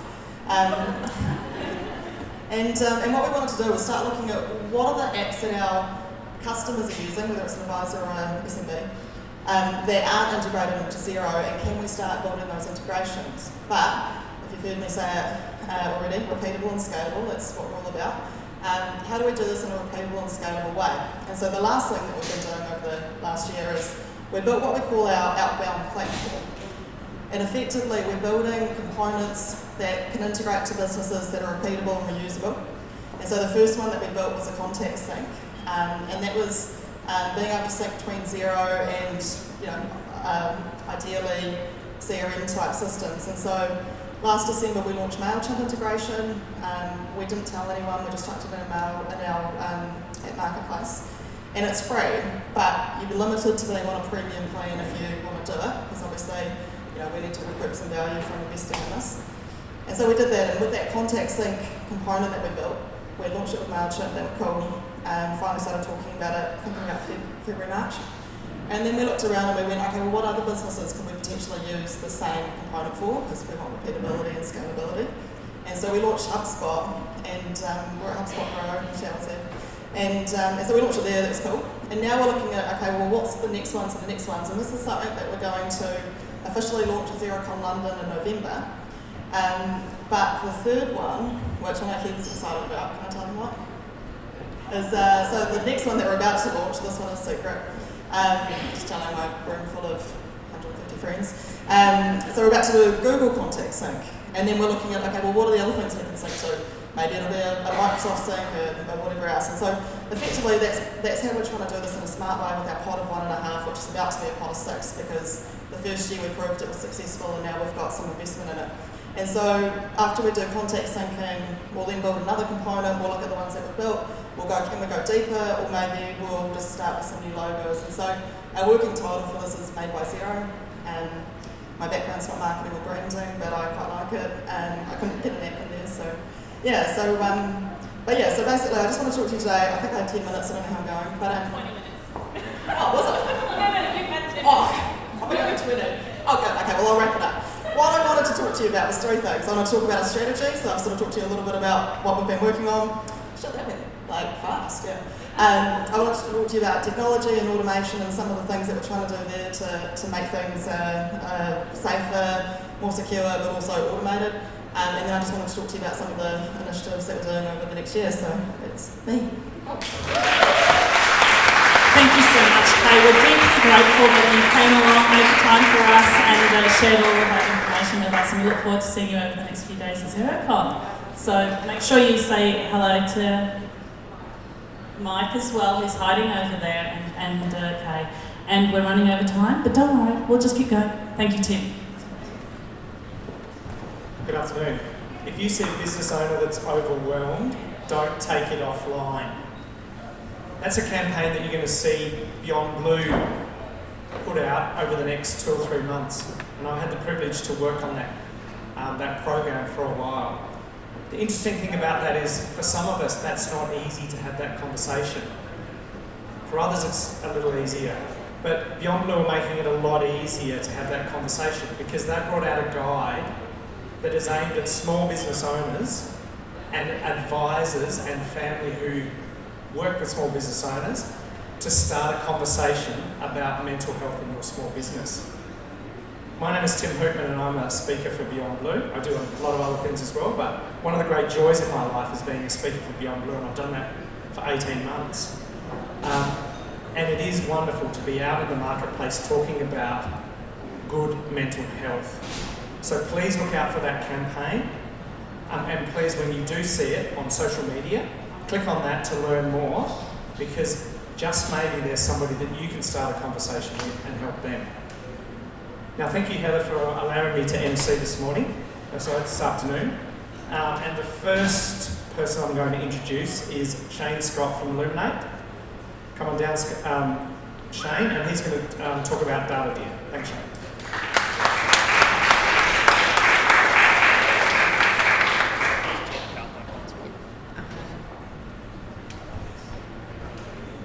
Hi. Hello. So, one of my favourite things is that pretty much everyone sums up my name, and Shane Scott has only 2 first names, so I'll let you go. Anyway, hi, I'm Shane. I work for Illuminate, and my slides, which really don't matter, but my funny title is Head of Process, which basically means I look after how we do things rather than what we do. And I've got the privilege today of talking about a product called Data Deer, which I'm just going to continue talking about. So, Data Deer, in essence, what it is, it's an Excel idea. So it's basically a product you can add to Excel, and that allows you to connect it to Xero. So the key things that it does is, the first thing it'll do, it allows you to pull data out of Xero into Excel in the form of reports, in the form of just key system stuff like account transactions, journals, that kind of thing. And then... Sorry. No, you're right. Computer says I'll just keep on going. So, what you can also do is push that data back into Xero. So if you've got a certain pieces of data that's come out of Xero, you can then manipulate it and push it back in. And And so this is really, really, really handy if, like myself, you deal with a lot of situations where you're pulling lots of client data out of Xero. You have to do some kind of manipulation. I feel like this is common for a lot of Xero partners. Now, It's me. I don't know what it is. Sorry, keep going. no, you're right. So, what I wanted to do today is DataD as a product does a lot of things. And I don't want to talk about all of them because, frankly, I don't use all of them because there's three things that I thought were particularly interesting to me. Yeah. So the first one I wanted to talk about was manual journals. And as an accountant, I love manual journals, so I use them every single day. It allows me to do basic things. But what DataD does in particular outside of what you can do natively in Xero importing CSV manual journals is it allows you to pull manual journals down, it allows you to then manipulate them in bulk, just like you can do anything in Excel, and then you can push it back in. So that means if you've got some kind of complex calculation that we have to do for any everyday thing or some kind of business process that a lot of us do in Excel spreadsheets every single day, we can make that calculation inside data and rather than having to create some kind of CSV file, anything else, we can then actually push it directly into Xero through the API and have it posted straight away. We're halfway again. Sorry. It's okay. It's not so fun. There was gifts and everything. Like we're really missing out here. There you go. All right. We caught up? So.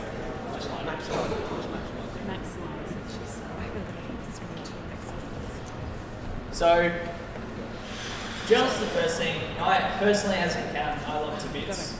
But the next feature that I want to talk about in particular was tracking categories. Now, hands up here for whoever used tracking categories with a client or anything like that. So, tracking categories, in my opinion, is one of the most underutilized parts of Xero. It allows us to essentially add like a second layer of coding, effectively, to any particular transaction. Now, one of the things that many of us that use tracking categories quite a lot may know inside of Xero is that there's no way of actually adding them in bulk, at least not through the interface. And so that means that if you've got clients that are doing some kind of really hardcore job tracking or salesperson tracking or anything like that inside of Xero, you've got to manipulate that data regularly. You've just got to do it one by one through the UI. And frankly, that's just not how I do things. So what DataD allows you to do is to actually pull that info down, again, manipulate it in bulk, adding hundreds, thousands if you want, and then push it straight back in, which is a massive time saver. It's one of the features that stood out to me as DataD, purely because nothing else could do it. The third thing I wanted to talk about very quickly was consolidated reporting. So many of us, if we deal with large sort of groups of businesses, we have to do some kind of consolidated reporting. And DataD has this really neat nifty feature. So with any of the reports that you can run in DataD, or at least most of them, you can just change the organisation from a single organisation to a group. And that allows you to run that exact same report on a group of information, which is really, really fantastic if you want to form a business group that, you know, one business may only do $1 million worth of revenue, but the businesses together maybe 20 million or whatever. So I think that's really, really, really cool. So, as an outsider looking at products and sort of give you a mini review, should you give it a go? If you love Excel, you do those kind of calculations every single day, then absolutely. I think it's fantastic, but the use case of a product like this is going to be very, very individual, very, very individual to a business process. So I'm not going to stand up here and tell you what I think you should use it for, because I've shown you what I think. But have a go, have a crack, and tell me what you think. Thanks.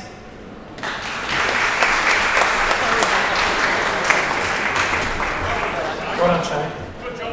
Yes, very good job. He carried on, knew his subject really well, didn't need the slides, so that was great. Next up, we've got Cameron Lynch from Atani and Kevin Weiger from Data Science. Come on up, gentlemen.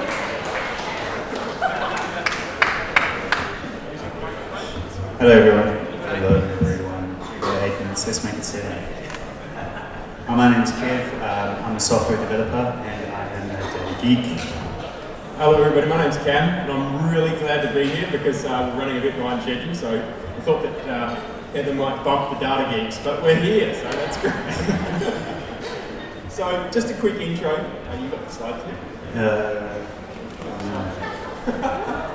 So just to set the scene, like we're talking about business intelligence here, and like why is even business intelligence a subject that we're talking to you guys about here?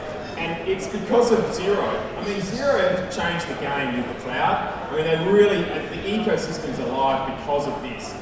Yeah, we've got operations in the cloud, data in the cloud, flexible and valuable reporting in the cloud. It's what it's all about. This next quote we found on the internet, so it's got to be true. But the bottom line is that everybody should not be running their business by gut feel. And what Cam and I are here today to convince you about is that there's never been a better time to run your business through a data-driven approach using automated reporting. All right, Cam, overview for today. No time for an overview because we're just going to move, but we didn't even know about the key word that we needed to say. This was literally put together a few days ago. Automation is the takeaway. We're going to keep banging on you about automation because this is the SME, so automation's got to be absolutely on point, okay? Data automation and report automation. Okay, so why Power BI, why? Okay, so quick raise of hands here. Who likes working harder, not smarter? We've got a heckler. So bottom line is when you're sitting on top of a consolidated data set that is in your entire business, when you can build reports that are completely automated, they don't need you to go and touch things up, then you're producing a lot smarter. When you are consuming reports, which is even more important, when you're able to log into a cloud portal, when you're able to edit those reports, when you're able to do self-service analytics the way that Power BI is built, then you're working smarter, not harder. But how do we know, Cam, that Power BI is one of the best tools to use? Well, because every single research firm that's out there says that Power BI is the best. I mean, this is Gartner, they're pretty good. I mean, they're one of the best research firms. Everywhere you look, they're the best. So and it's the cheapest. So yeah, the best and the cheapest, you can't beat like that. Denzel Washington. Let's go through the appeal, Cam. So, I mean, this for me is the most important. The fact you can build anything, because every business is different. Like, they've all got their own little nuances and stuff. They've all got their own KPIs, what they want to see. So I think having the flexibility to build whatever you want is really powerful. And on the data source side, like, essentially, one of the things we strongly believe in is that visibility drives behavior. And when you're sitting on top of a consolidated data set of your whole business, what you can do is you can take a subset of that data, you can put it in front of a few people, you can put 3 or 4 metrics in front of them, and they can measure, track, and manage their way to better performance. But that's only possible because you're sitting on top of a consolidated data set. All right, use cases applicable to accounting practices. So I reckon this is where me and Kev are split, because I'm an accountant, so I do a lot of the management reporting side of stuff in Power BI. But Kev, do you want to just run them through, because everybody in the room would know about management reports, budget, the actuals, KPIs, debtor days, all that type of stuff. We've done that a million times. But Kev, do you want to just point out the difference with custom client reporting? Yeah, I'm obviously not going to try to teach anyone about management reporting, but through Power BI, when it's automated, it's extendable, so you can put your own flair on it. And when you get those board reports sort of requests, you can really change it. So there's a lot of value in that. Custom client reporting, you're adding in non-financial data. That's the number one key, and you're automating it. With custom client reporting, we say there's 2 things, little knowledge takeaway. How do we know when a business is ready for custom client reporting? So the first thing is that they're data-driven, which basically means that they're cobbling together spreadsheets, which is good. That means you can value it, price, and get paid, which is nice. And the second thing is that they've got time to work on it, and that means that you can deliver it. All right, Cam, demo time. So I think because it's Xerocon, let's do XPM. I think a heap of you in the room would be familiar with XPM. So this is Dave, and Dave spends 2 days every month data dumping out of XPM into Excel. He slices and dices and gets it ready for the board. And I've just told him that he can automate that process, so he's super excited. Next slide. So I'm not going to try and rewrite the wheel here. Like, guess what? In weekly reporting in XPM, like, the KPIs haven't actually changed that much. So this is one of the examples that you can template, productivity. So everybody knows about productivity, but the power of Power BI is that it's automated. So this is live and dynamic. You just come in here and get this whenever you want, and you can slice it up. You can search by client name, you can search by job. So the next example here, you're giving me the hurry up. No. I just don't know what slide. He usually does the clicking. Next example is write-offs. Again, everyone in the room knows about write-offs. In accounting land, we've been doing write-offs forever. But the fact is that we can see here Peter Parker is really struggling against the rest of his partner base. And if you drill down into Peter Parker, you can have a look at his clients. We can see that Donald Trump's like doing pretty good there. That's a nice change. All right. On this side, I mean, coming back to it, it's the automated side of it. And we do a bunch of these, and then all of a sudden, once these are solved, then business can move on to more valuable reporting. And that's what it's all about, really. This is a Canadian-based web agency. They use a system called Xero, obviously Xero for finances. And they didn't want to move to Xero unless they had this report, which is a revenue recognition or revenue forecast report. Long story short, we're able to pull in the sales deals, forecast that where the revenue is going to land. We add in the fixed projects, the T&M projects, and we add in obviously the receivables from Xero. And bottom line is, cover ourselves in revenue forecasting glory. But all possible because of consolidated data sources and flexible front ends. All right, what is the key to scaling Power BI? Automation. Automation's key because we're dealing with the SME, so this is not Coca-Cola here. You've got to be making sure that we're like rolling over every month or every quarter, so that we've got a really consistent approach to get things out. I think automation's key. Yeah, literally, we call it a code smell in our cool software development world. If there's something that you need to go back and touch up every just once a month, it means that you can't scale from 10 to 20 to 30 to 40 clients. And then the final slide, so what successful firms implementing Power BI are doing, two things I've seen is they dedicate resource and time and effort to it and upskill those resources. It's not a Xero add-on, it does take a little bit of skill, but the point is it is completely conquerable when you say this is going to be an effort of ours. You know the story, don't you, well, where there's someone who's still part billable and still in charge of Power BI. Making sure that you give them time to be able to champion this, because it's easy to allocate a champion, but you've got to give them time as well. And the rewards are obvious. Yeah, and the last point is the firms that successfully do it, they are generating profitable RGP percentages of recurring revenue, because essentially these aren't projects. What you're doing with your client is you're engaging with them, you're figuring out their problem, you're providing a solution, you keep it running month on month on month. They come back to you for more, and you keep providing more. So that recurrable revenue is definitely what we're on. All right. So there you go. We just went really fast, so we're like ninjas. I don't even know whether I was following. But if you want to have a chat to us after, we're trying to move fast to get you guys just a quick overview, but come and have a chat to us after. Thank you very much, everyone. Thank you to Hiroki and Kevin. Well done, students. You did that really well in 8 minutes. I'd now like to introduce Carrie Vickers from Ada, a digital assistant for a smarter business. Thank you. Can I get a mic check in the kitchen, please? Awesome. Hey everyone, my name is Carrie Vickers. I'm the head of marketing at Ada. We are one of the newest apps in the Xero ecosystem. We've been commercial for about 10 months now. We're based in New Zealand. I'm Canadian, but we're in Auckland. And we have had a lot going on in the last 10 months. So we were recently nominated for Emerging App Partner of the Year in New Zealand for Xero, which was awesome. We just signed a deal with a major bank, so Westpac Bank, and we were just asked by MasterCard to join their Elite Start Path program in New York. So lots going on. But what it's really about is the small business owner, and that's why we're here, and that's why we do what we do. So we are the digital assistant for a smarter business. Let's see if I can work this. I'm going to turn it off. There we go. Okay. I did not add those fly-ins in, so that was a me. So what we do is we bring all of the cloud apps that a business owner uses together into a super simple mobile application. We apply AI technology and we give the business owner conversational access to their data. So the business owner, so the apps could include accounting, point of sale, rostering tools, social media. We even connect with the weather app. So the business owner can ask questions of their data just by texting or using voice to text or a voice assistant, and they get an immediate answer. So very powerful. We will also, as we get to know your business, we start to feed you proactive notifications. So we'll let you know if we see some form of anomaly in your data, such as your sales are diving on a particular week or an employee showing up late.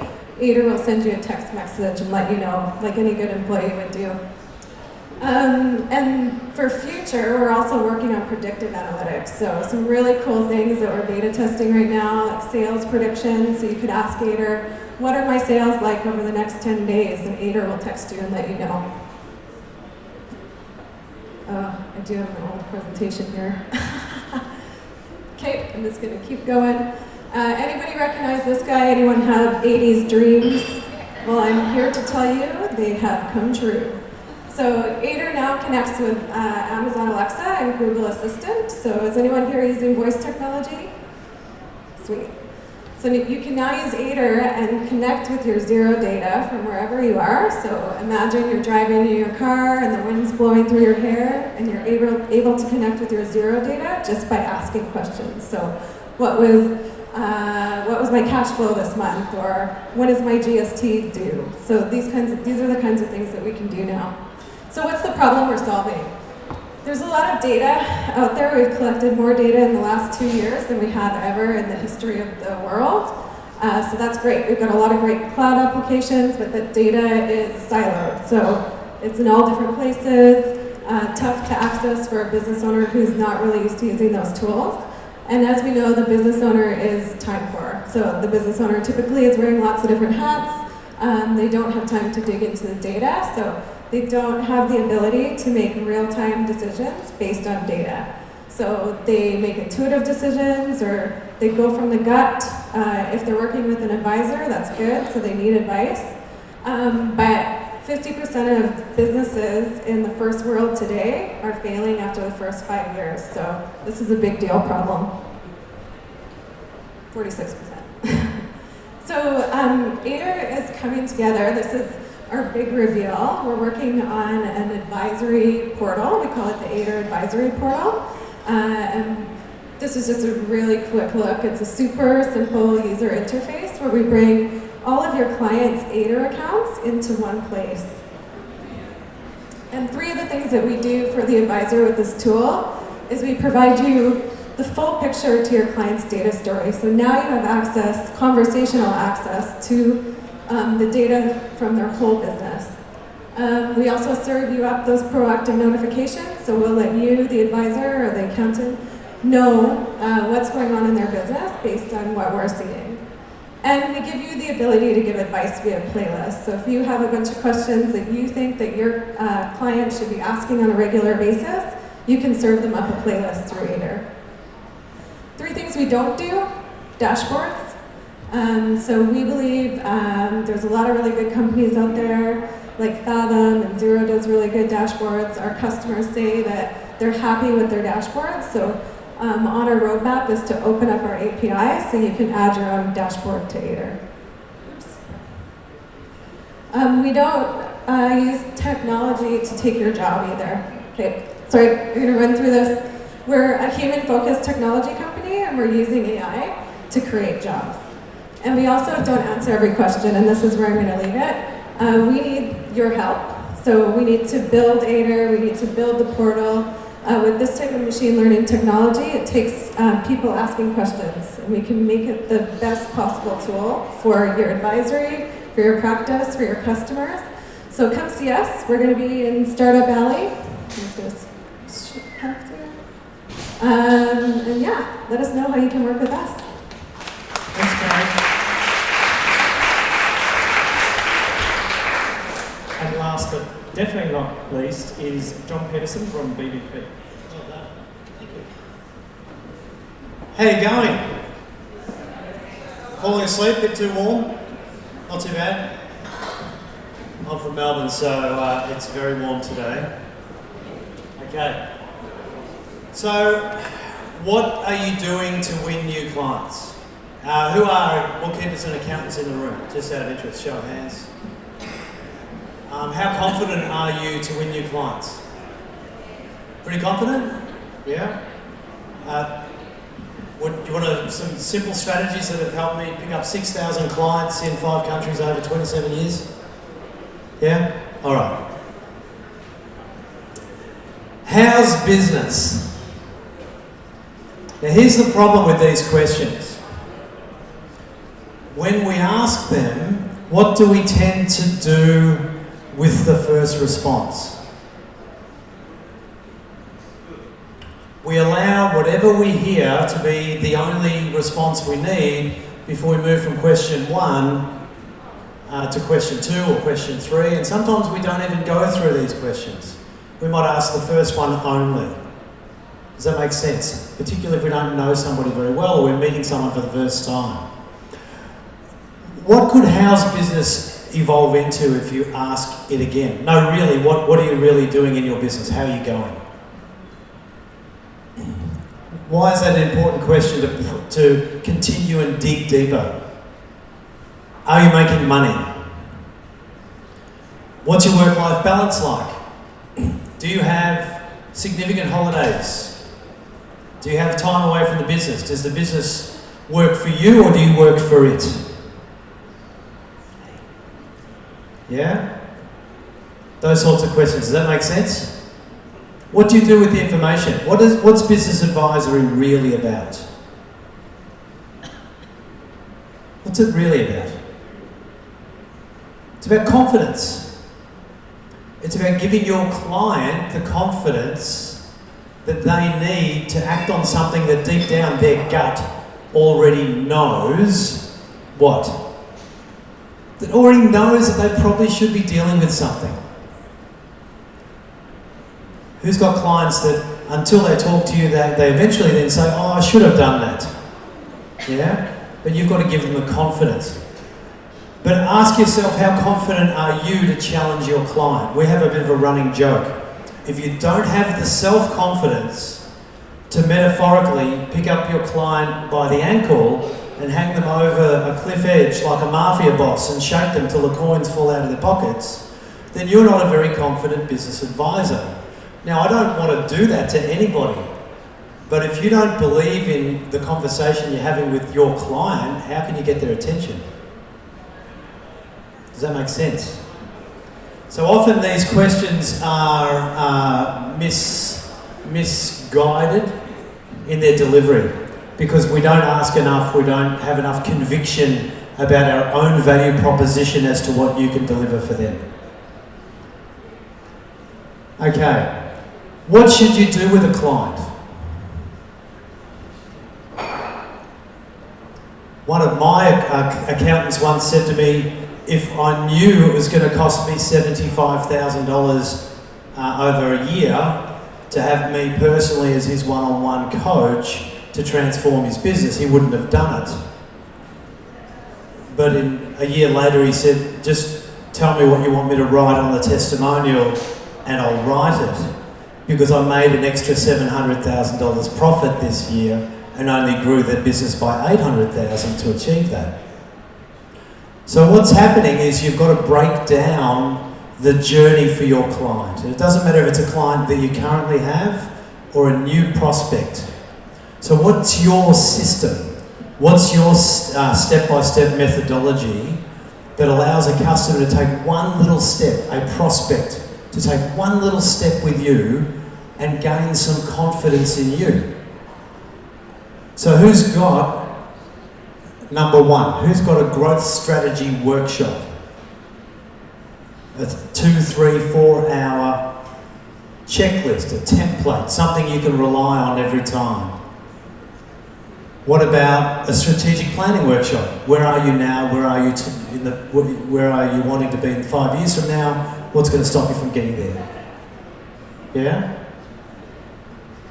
And who's got a strategic diagnostic workshop? I reckon those 3 things can transform your total environment. They're not difficult to learn, they're not difficult to do, but it's worth looking into them. Okay, if you want to get to know us, feel free to reach out, do the LinkedIn thing, mine's on. All the speakers in the room, don't forget, Business Advisory Show interview, top right-hand corner out the back there. Thanks for your time. Thank you, John. I just want to leave you with one thought. Let's talk about mental health like we talk about business. Over the next couple of days, if you want to know anything about the advisory information that's coming out from Beyond Blue, come and have a chat to me, or if you'd like to learn how to start a conversation, come and talk to me as well. I wasn't an expert at it, but I learned. Thank you very much. Thank you so much, Tim. You've done an amazing job. Thank you very much to Tim. And now what we've done is we're shaking it up a little bit, and we're actually having our real bookkeepers present about an app. So I'd like to welcome Nicole to the stage to talk about MeetUp. Thank you so much, Nicole. Hi, I'm Nicole, and I'm a bookkeeper. I like to be in the red, clients in the black, but I'm in the red. Monica and I, Monica's my official clicker today, she'll be operating the slideshow. Monica and I set up Streamline Management in 1997, that's 22 years ago, or as we like to say, 20 plus GST years ago. And full disclosure, I never actually meant to be a bookkeeper. This is just what I'm doing until I work out what I'm going to do with my life. I'm still here. So in 2012, we discovered Xero and all the benefits of cloud apps, and we're still learning about it. There's so much to learn, and now we're a team of 5. Back then, we were still 2. So I'm talking about MeetUp today. We've just started using it. So it was invented in 2009 in New Zealand, and it was one of the very first apps that ever connected to Xero with the API. And what problem is solved? Timesheets are too hard. For people like us, XPN is the default, and it is super ugly. But MeetUp is really, really easy to use. So if you're a fan of the Twitter, then you can MeetUp your timesheets. So I'm going to read this because you probably can't see that even with goggles on. So there's a stop clock, and that's in the little grey icon in the red circle there. And so you just click on it and away you go. There's no need to use drop downs, so your hands don't have to leave your keyboard, you can keep on typing. It's as simple as @client name and then hashtag the task or the project that you're working on. So that might be hashtag senior or hashtag BAS, and then just 1HR is 1 hour. And you can add a description if you want to. If you're using that for time billing, it pops in really easily. So this is my desktop.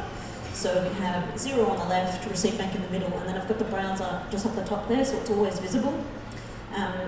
And so if a call comes in, I can stop the clock and then hit the time button again, and the clock starts as soon as I'm talking to a client. Because when you're taking calls all the time, or there's little interruptions, those little bits of time that you're spending on other things can really add up quickly, and you'd probably be horrified to discover how much time you're giving away for free. And then you can just return to the previous activity when you're done with that call, lift it back up into the dock, and the clock will start all over again. So where does it work well? It's designed for office-based professionals just like us.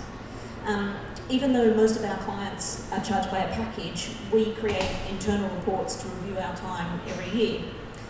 So we use notional billing rates like senior or hashtag basic to check that our packages are priced appropriately, and to also make sure that we're getting faster and more efficient as time goes on. Now, MeetUp allows time budgeting, and you can create some visual reports to see how you're going against your budgets. We might spend an hour working on a particular client, but we're not recording the individual tasks that might be involved in that, because if we're spending 7 minutes doing a bank rec and 3 minutes in Receipt Bank, we'd end up spending more time doing the timesheet than doing the work, because there's so many different little components in. So we're not recording that, but we can use multiple hashtags on which tasks are involved in that. So we can add hashtag payroll, hashtag bank rec inside of that. So we have a rough idea what was done, and we can analyse it later on. And so client nicknames, when you're recording the client name, we've got a lot of clients that they've got 4 or 5 entities and they all start with the same word. So that's really annoying if you have to type out elephant white and then elephant pink. So we're using initials for a lot of our clients, and they use them internally as well. So you can change the @ symbol of the client to be a nickname or initials. If you're still billing by the hour, there are custom billing rates inside of there, and different chart of accounts allocations. So it's great if you're charging different rates for various tasks, or you're using different income accounts. Maybe ongoing work is one income line, and ongoing or project work is a different one, and so this will help you break it up. You can set up custom rates for each of your employees, because your junior staff are probably being charged out at a much lower rate than you are. And your invoices, when you create them from MeetUp, you can have a really basic summary, so maybe it's 36 hours and you're not going to give them any of the details on which days you did what, or you can have it listed out. You can group it by employee. There's 26 different ways that you can slice and dice the information to present to your client, depending on what you're trying to achieve and what you don't really want to tell them. You can create wording templates, so it's really quick and fast to create the invoices as well. So it's all nice and consistent, regardless of what your staff write on their timesheets, which often is quite ugly.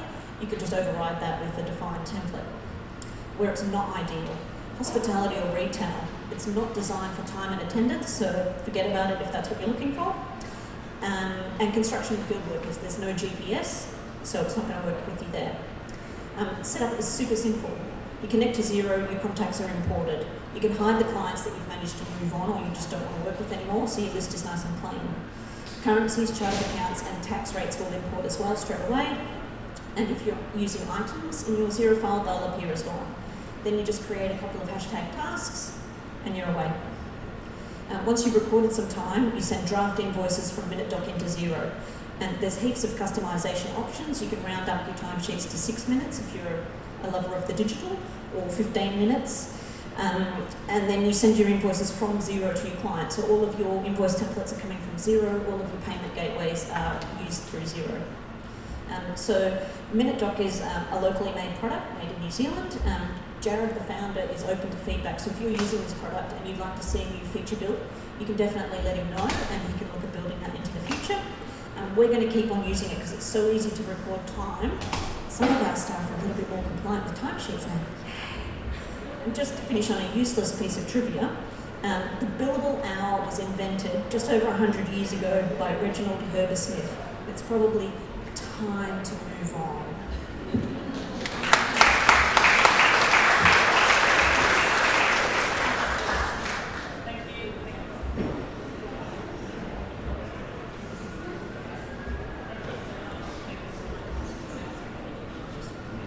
Thank you so much, Nicole. Sorry, I'm missing my microphone. And here is Stuart talking from N2 ERP, a solution based out of New Zealand. Very excited to have you here, Stuart. Thank you. Thank you, Heather. I think I can knock this out in 3 minutes. We came over from New Zealand this morning with a plan to crack open the Australian market. We hope to do that by Friday and meet again. So, first of all, N2, it's 10 years old now. It's an ERP product. It has just about everything in it for retailers and distributors. It's got CRM, procurement, e-commerce built into it. We do our own websites as well. It has distribution, full pack and dispatch, and mobile versions.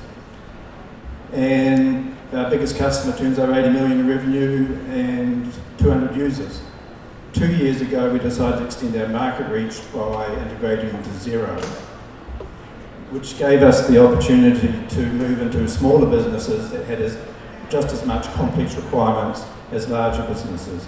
In Australia, we're represented by Rich Adon, Jerry, and one of the bonuses from integrating Xero for us is that if our customers run out of Xero, run out of capacity with Xero, they can use our own financials. So there's an upgrade path for Xero customers to go to N2 financials. This basically means we want customers that are going to use all of our product. We don't want customers who think that technology is a cost. They've got to see it as an investment that's going to grow their business. If they don't, we're not the right solution for them. Our automation is two-way and automated. And we've got a great customer list here in Australia and New Zealand as well. So that's all I've got. Thank you so much, Stuart. Thank you so much, Stuart, for introducing us to N2 ERP. You did present last time. And now I've got Lee Duffield. So we have an accountant here doing the presentation on a solution called Zahara. This is Zahara. And there's your... Thank you so much. Thanks, Heather. I'm Lee. I am the General Manager of an accounting firm in Adelaide called All In Advisory, and we use Zahara for one of our clients. So I'll sort of run through how we use it and what we use it for. So as background, Zahara is a purchasing and approvals platform. So it sort of controls the purchasing process from start to finish. The staff will start with the purchase order, that gets approved, we run through all the way, invoices come in, it deals with receipting the delivery, integrates with Xero, so the invoice ends up in Xero and it gets paid from Xero. So it really does capture the full process of purchasing. That's a big slide. What I use it for, and the two things I think it's absolutely amazing for, is the purchasing process. So if you need really strong control over purchasing and approvals, Zahara is awesome for it.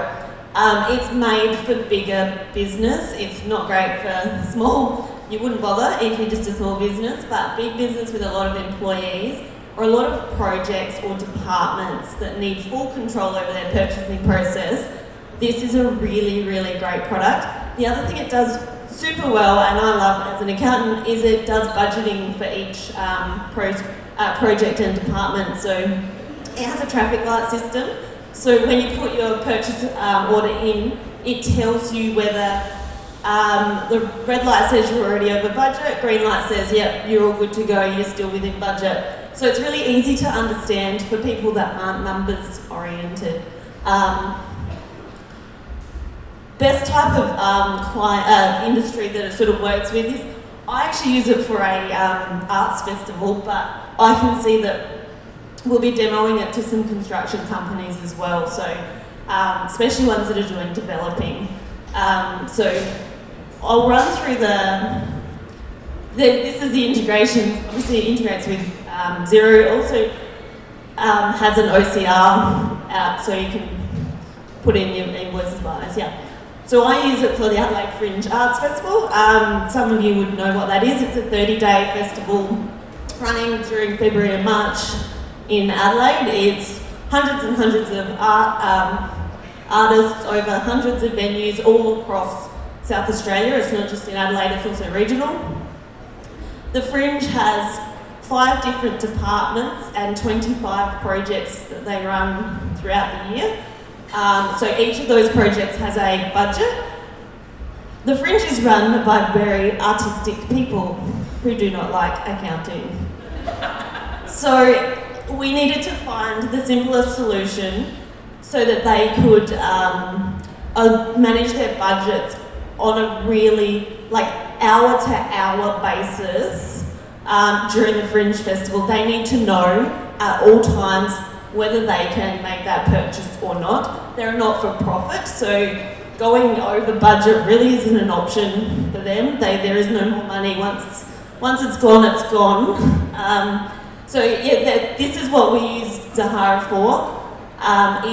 It just ticks all the boxes for them. It's easy to use, have full visibility, full control over their purchasing, and they're just extraordinarily happy with it. So that's how we use it, and that's sort of the best thing that I think you can use it for. And like I said, we're also going to be putting it out to some construction companies soon too.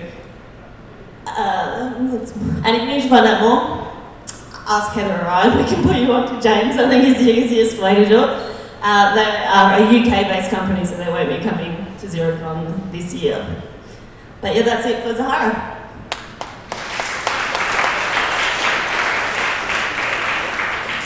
Thank you so much, Lee. I really like the idea this year round we actually had bookkeepers and accountants actually doing the app presentation. So give us your feedback on that, because I really loved Nicole, Lee and Shane's talk. So maybe next year we just have the accountants and bookkeepers talking about the solutions, which would be fun. Thank you so much for coming along today and being present and partaking in this. We've got the space till 4:30, so please look around yourself, tidy up around yourself, go and drink the beverages, eat the food, eat all of that fruitcake that I bought that no one is eating. Connect with people. There are many events happening tonight, so if you don't know about those events, connect with someone near you to find out about those events. Please tidy up around you. The chairs are staying out, all the chairs are staying out. Thank you so much for coming along, guys. You're awesome. Enjoy the next few days.